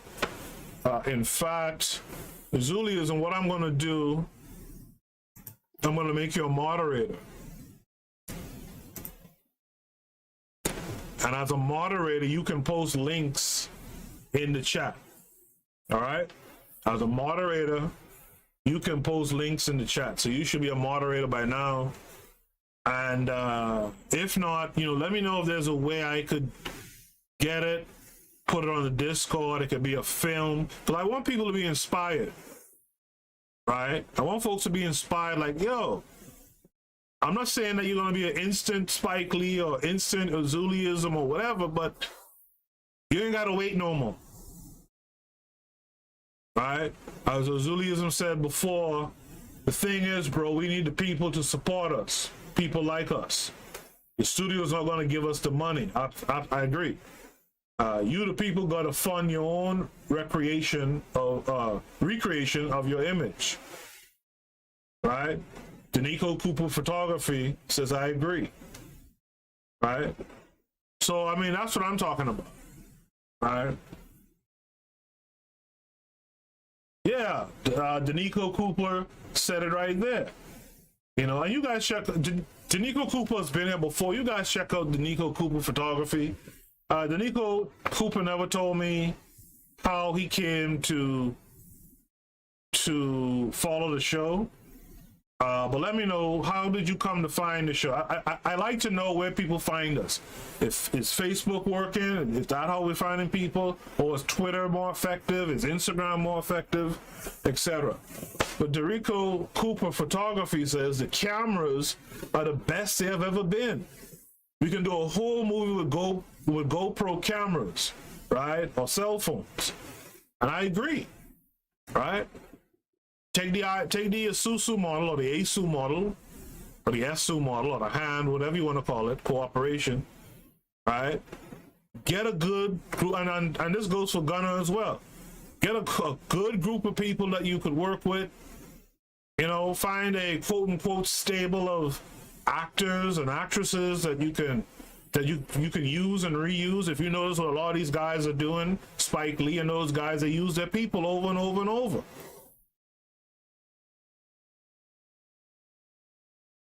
Right? And so that's something that you could do. I mean, if we really want to make black films, conscious films, that's something that we really should be talking about. People who have done the research, who have the understanding, who put the knowledge out there for us, and us taking it and turning it into images, right? They could be short stories, it could be feature-length films, whatever it is, right? But that to me is better than some DVD where, by the way, you are putting up the money to make the film and the filmmaker is taking all the profits after. We could do better than that. We could have a way better, thriving black movie scene if we wanted to, if we were willing to put the work in. You know, guys like Kevin Care 42 are photographers. Derico Cooper seemingly is a photographer. Right there, that's your principal photography. I don't know much about the film industry, but that's your principal photography. You know, and you just get all the other stuff together. I mean, there's free software that you can. You know, edit a whole film. You know what I mean? Come on, we gotta do better. You know. Let me finish up the conclusion. It's been really great talking to you guys tonight. Talking about this paper in particular, right? Talking about the African origin of civilization using an Afrocentric analysis. I appreciate all you guys in the chat room. You always make the show much better for me. Derico Cooper's first.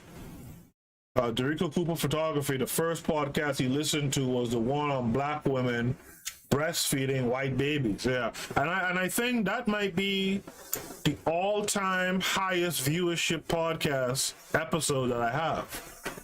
Some have come close, but I think for whatever reason that one has been the all-time highest viewership, something like 10 or 11,000 views or something like that.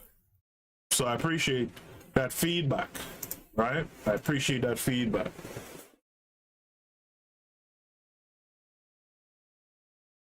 Let me finish this conclusion and then we could have a little discussion in the chat. I don't mind, right? I see Kevin Care posted something. I'll read that in a second.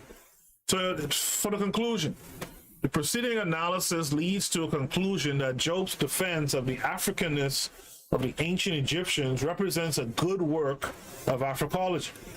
It is an example of a document that portrays Africans as the subject rather than the object of history. Diop's defense does not emanate from fantasy, as detractors of Afrocentricity would suggest. Right? Rather, he draws from existing historical records. The Eurocentrists had either misinterpreted or ignored because of their political objective to foster the impression that the West is the only source of the positive aspects of human history. Opponents of Afrocentric Egyptology have asked why Africa is now a dependent continent if indeed it had once been the center of human enlightenment. However, the same cynics have not asked why Greece has become intellectually dependent upon the United States, in spite of its generally accepted history as the fountain of Western civilization. See, the thing, you see, when you look at comedians, right, the reason why comedians are funny, especially if they're really funny, is because they're really smart. Quick comebacks come from knowledge, come from being pretty smart and connecting the dots, right? And so what this writer did is like a quick comeback, right? Well, Africa ain't shit. How could it have been, right, the center of human enlightenment? Well, Greece ain't shit now either. How could that have been, right, the generally accepted history of the fountain, of Western civilization? And that's how you have to be. You have to arm yourself with knowledge. Once you arm yourself with knowledge and you can connect the dots, right, across time and space, whenever these savages tell you some nonsense that you're inferior, you could just hit them up. You could just hit them up. And this is where Tariq Nasheed fell short with the Jared Taylor, I guess they call that a debate, right? He's not on, he's just not well versed. And so Jared Taylor could just talk that smooth talk. Well, it would seem, you know, he could talk that kind of bullshit talk, that professor from Gilligan's Island talk, right? If you don't have your hits in, if you don't know how to really put these thoughts together. The same way Egypt ain't shit today. One of the strengths of Diop's defense of his thesis is his success in delineating the lines of unity between the Kemites and other Africans. With this, Diop was able to lay to rest any lingering doubts about the Africanness or blackness of the Kemites. This is what Africology describes as reconfirmation. Diop also engages Western misinterpretations of Egyptian history, not by name-calling and other kinds of propaganda as the Eurocentrists often do, by reasoned argument based on facts. Diop's and other Afrocentrists' well-researched defense of the Africanness of the ancient Egyptians clears the way for us to develop a new philosophy for Africa, using Kemet as a frame of reference. This regard, KWAZ Wiridu in 1980, his call for a new philosophy makes sense, but his scholarship suffers from his failure to recognize that ancient Egypt is the asset of the black world.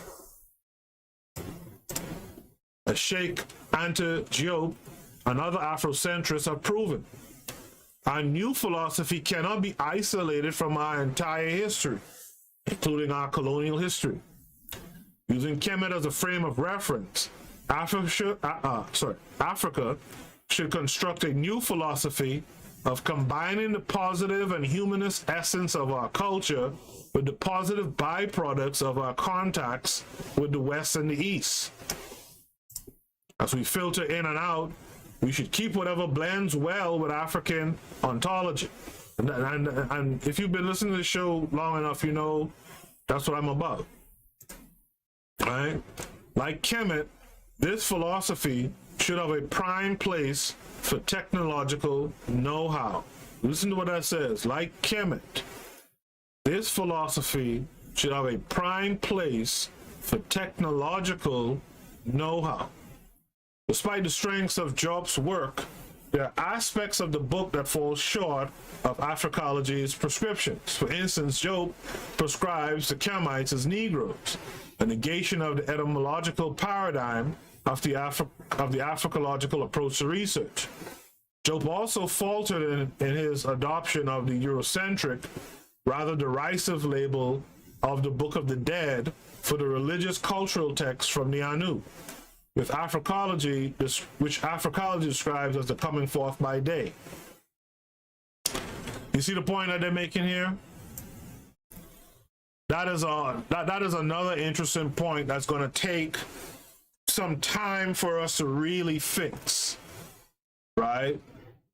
It's going to take some time for us to really fix, which is shedding the terminology, the names given by Europeans, by the West, and instead adopting the terminology that we had, right? That's the hard part. That's the hard part going forward. And again, if we don't have a cultural continuity from one generation to the next, what you're going to have is successive generations having to relearn all this stuff all over again, having to come to these same conclusions all over again in the next 20, 30 years, as opposed to making it something that we actively work on every day, today, tomorrow, and beyond, right? Instead of calling it the Book of the Dead, why would it be the Book of the Dead, right? The Kemites will call it coming forth by day. Right? So we gotta start shedding those things.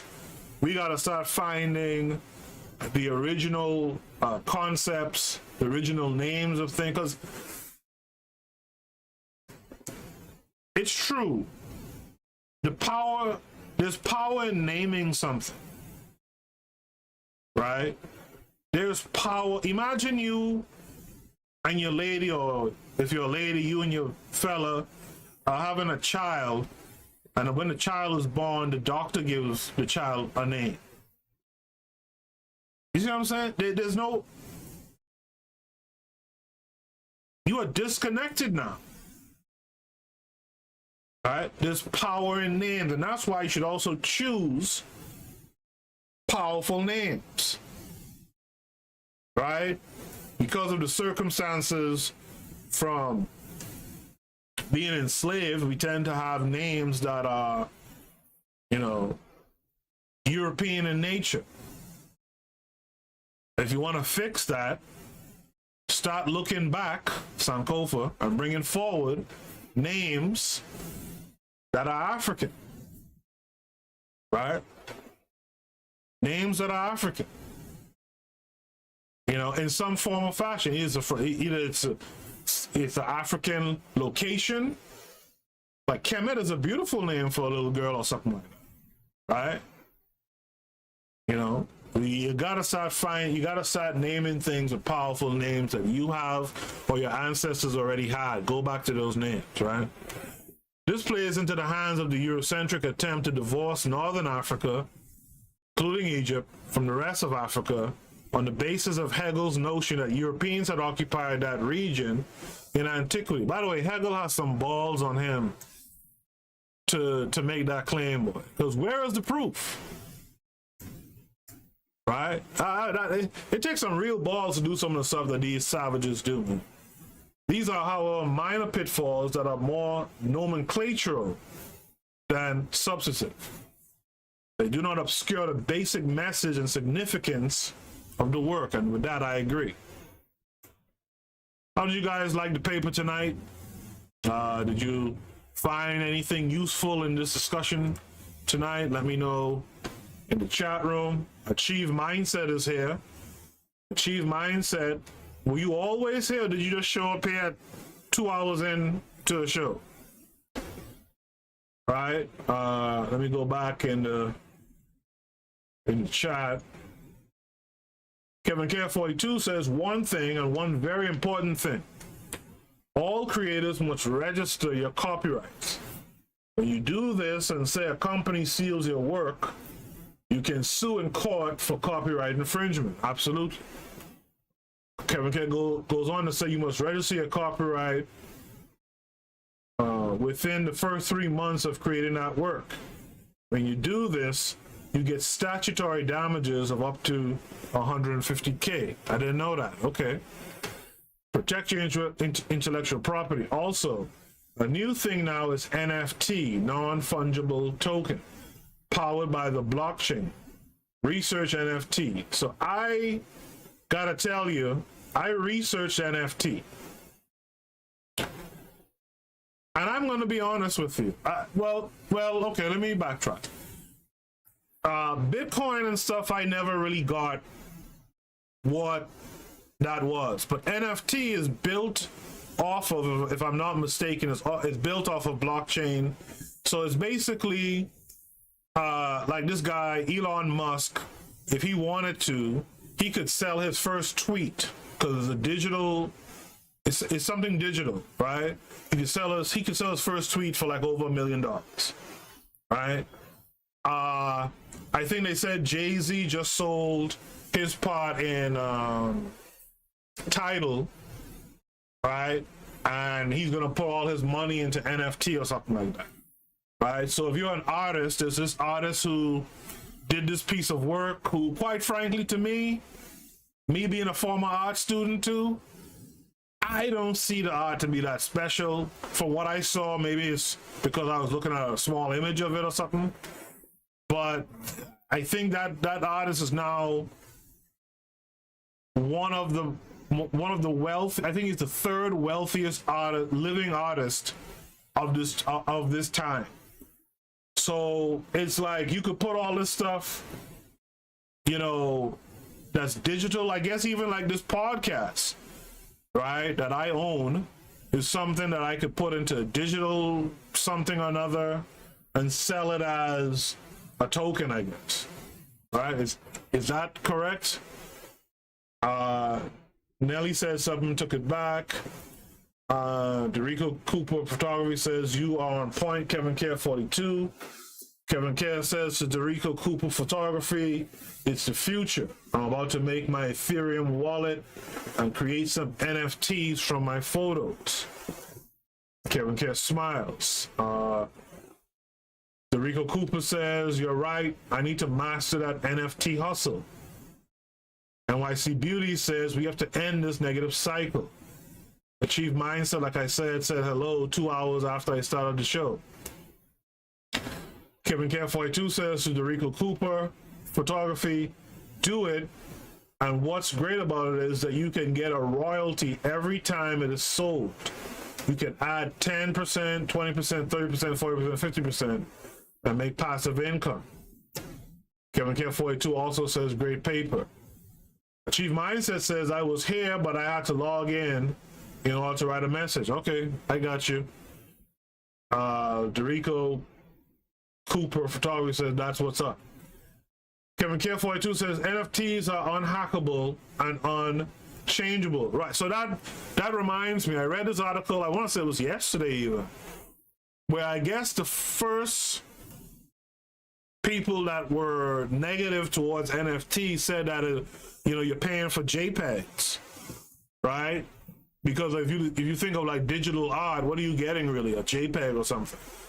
But the article was saying no, it's not just you getting copies of JPEGs, you're getting the original thing. So I'm still not sure how it's the original thing, but okay. But Kevin Care 42 says NFTs are unhackable and unchangeable. Derico Cooper Photography says blockchain is the power behind Bitcoin and all the cryptocurrencies. Kevin Care 42 says you have to mint your work to make it an NFT. All right, so that's an interesting conversation. Maybe we should have a general conversation in the near future about blockchain and NFTs and stuff.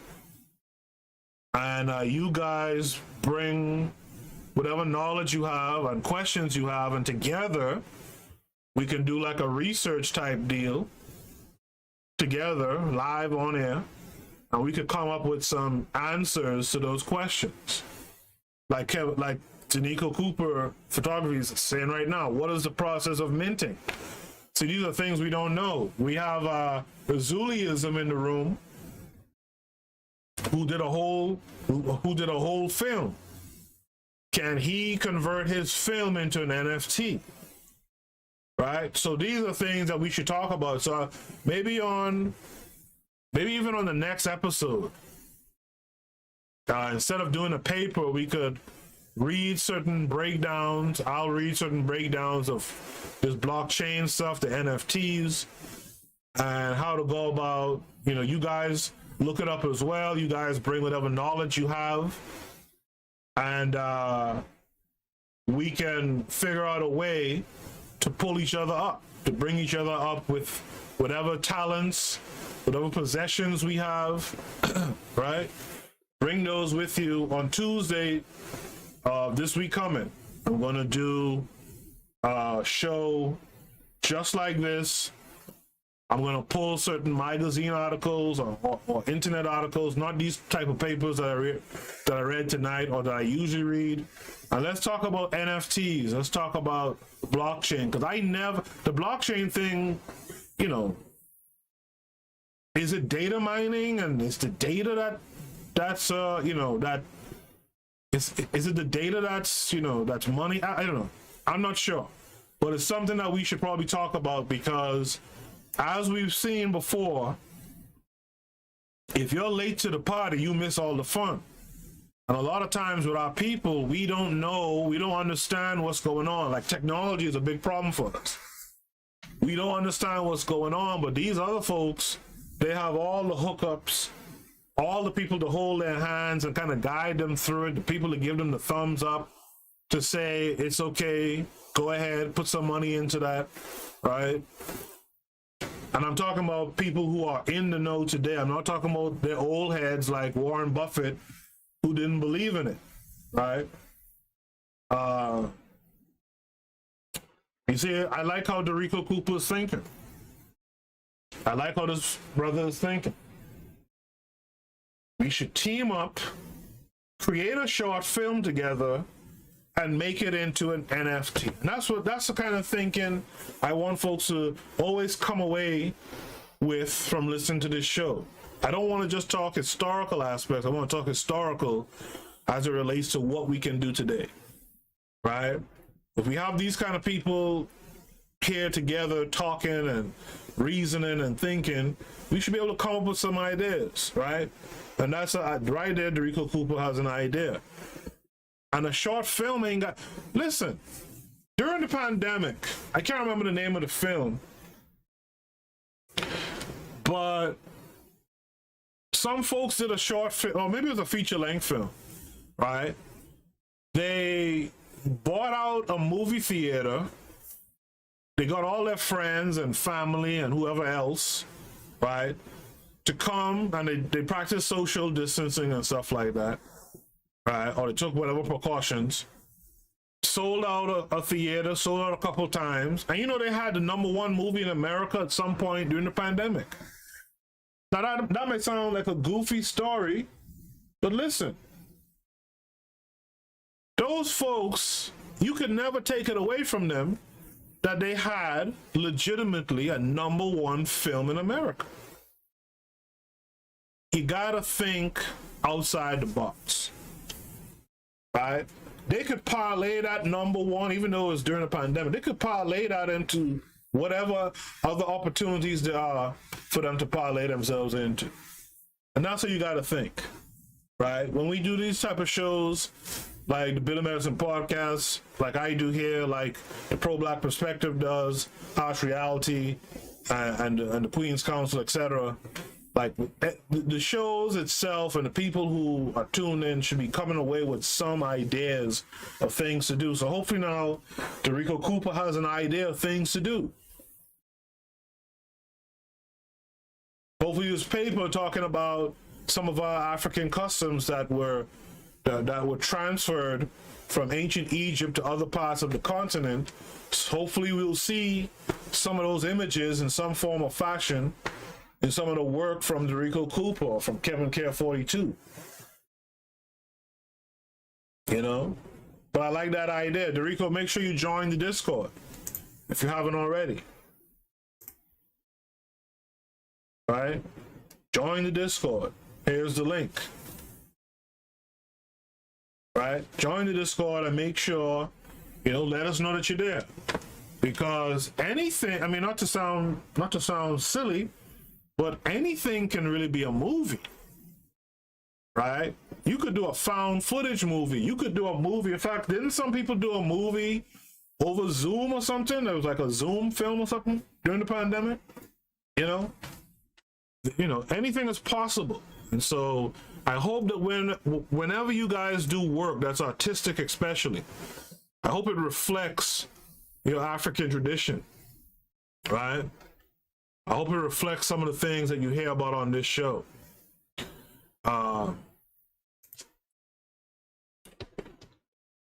If there's no more comments, I will call that an episode. I like the fact that you guys came out tonight. Some of you I wish will come out more regularly, comment more regularly, because as you see, the discussions are way better when we have people discussing aspects of the paper that's being read. I want to shout out everyone, so I'm going to go up the line. I want to shout out Derico Cooper Photography. Make sure you guys check him out. Subscribe to their page on YouTube. Want you guys to check out Kevin Care 42. dope photographer. Worked with him before personally. Make sure to check out his channel.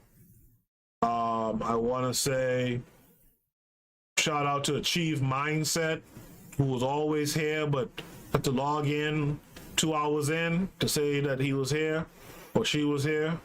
Appreciate you in any event. Make sure to be here in the future again and talk so that we can, have a good time having a discussion. Want to shout out Nelly, who was in the room. Want to shout out Azuliism.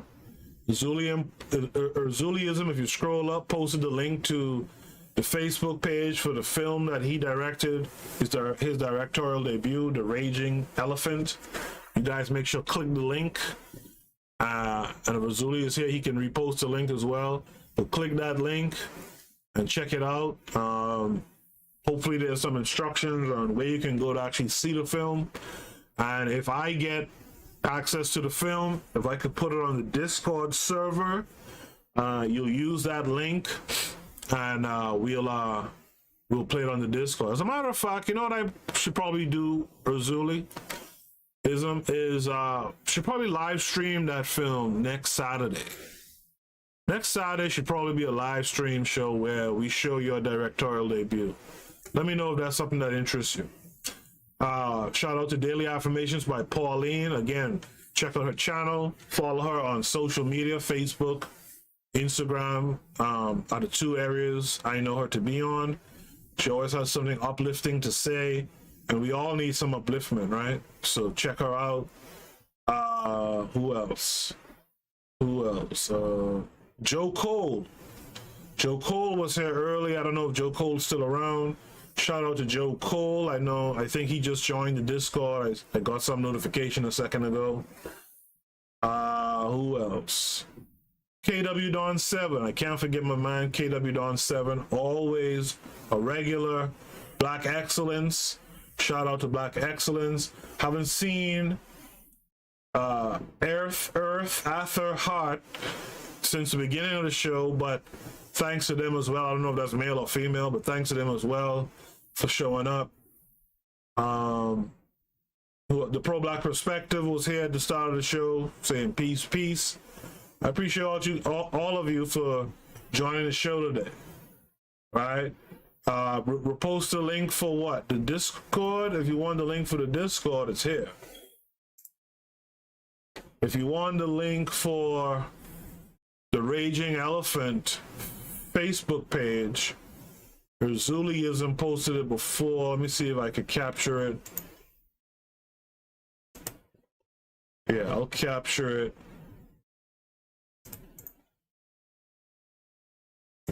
Paste. Oh yeah. Daily Affirmation by Pauline said, I missed NYC Beauties. How could I forget NYC Beauties? All right. So I think I covered everyone.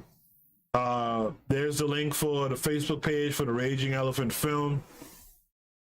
There's also the link for the Discord server. Oh yeah, by the way, KWAZ Radio is here. Follow that YouTube channel for KWAZ Radio. Right, there's some things that are coming down the line there that should be great. All right, I want to thank you again. I want to thank you again for tuning in. On Tuesday, we're going to talk blockchain, NFT. So Kevin Kerr, you seem to have some knowledge on this stuff. Dorico Cooper Photography, you seem interested, especially in the NFT, being that it covers the digital art, etc. I'll be here, of course, reading some sites or whatever that I found, and all of you, of course, are invited to come through to learn, come through to add your 2 cents, right? So we'll be doing that Tuesday, 8 p.m. Eastern Standard Time. Until next time, guys, peace.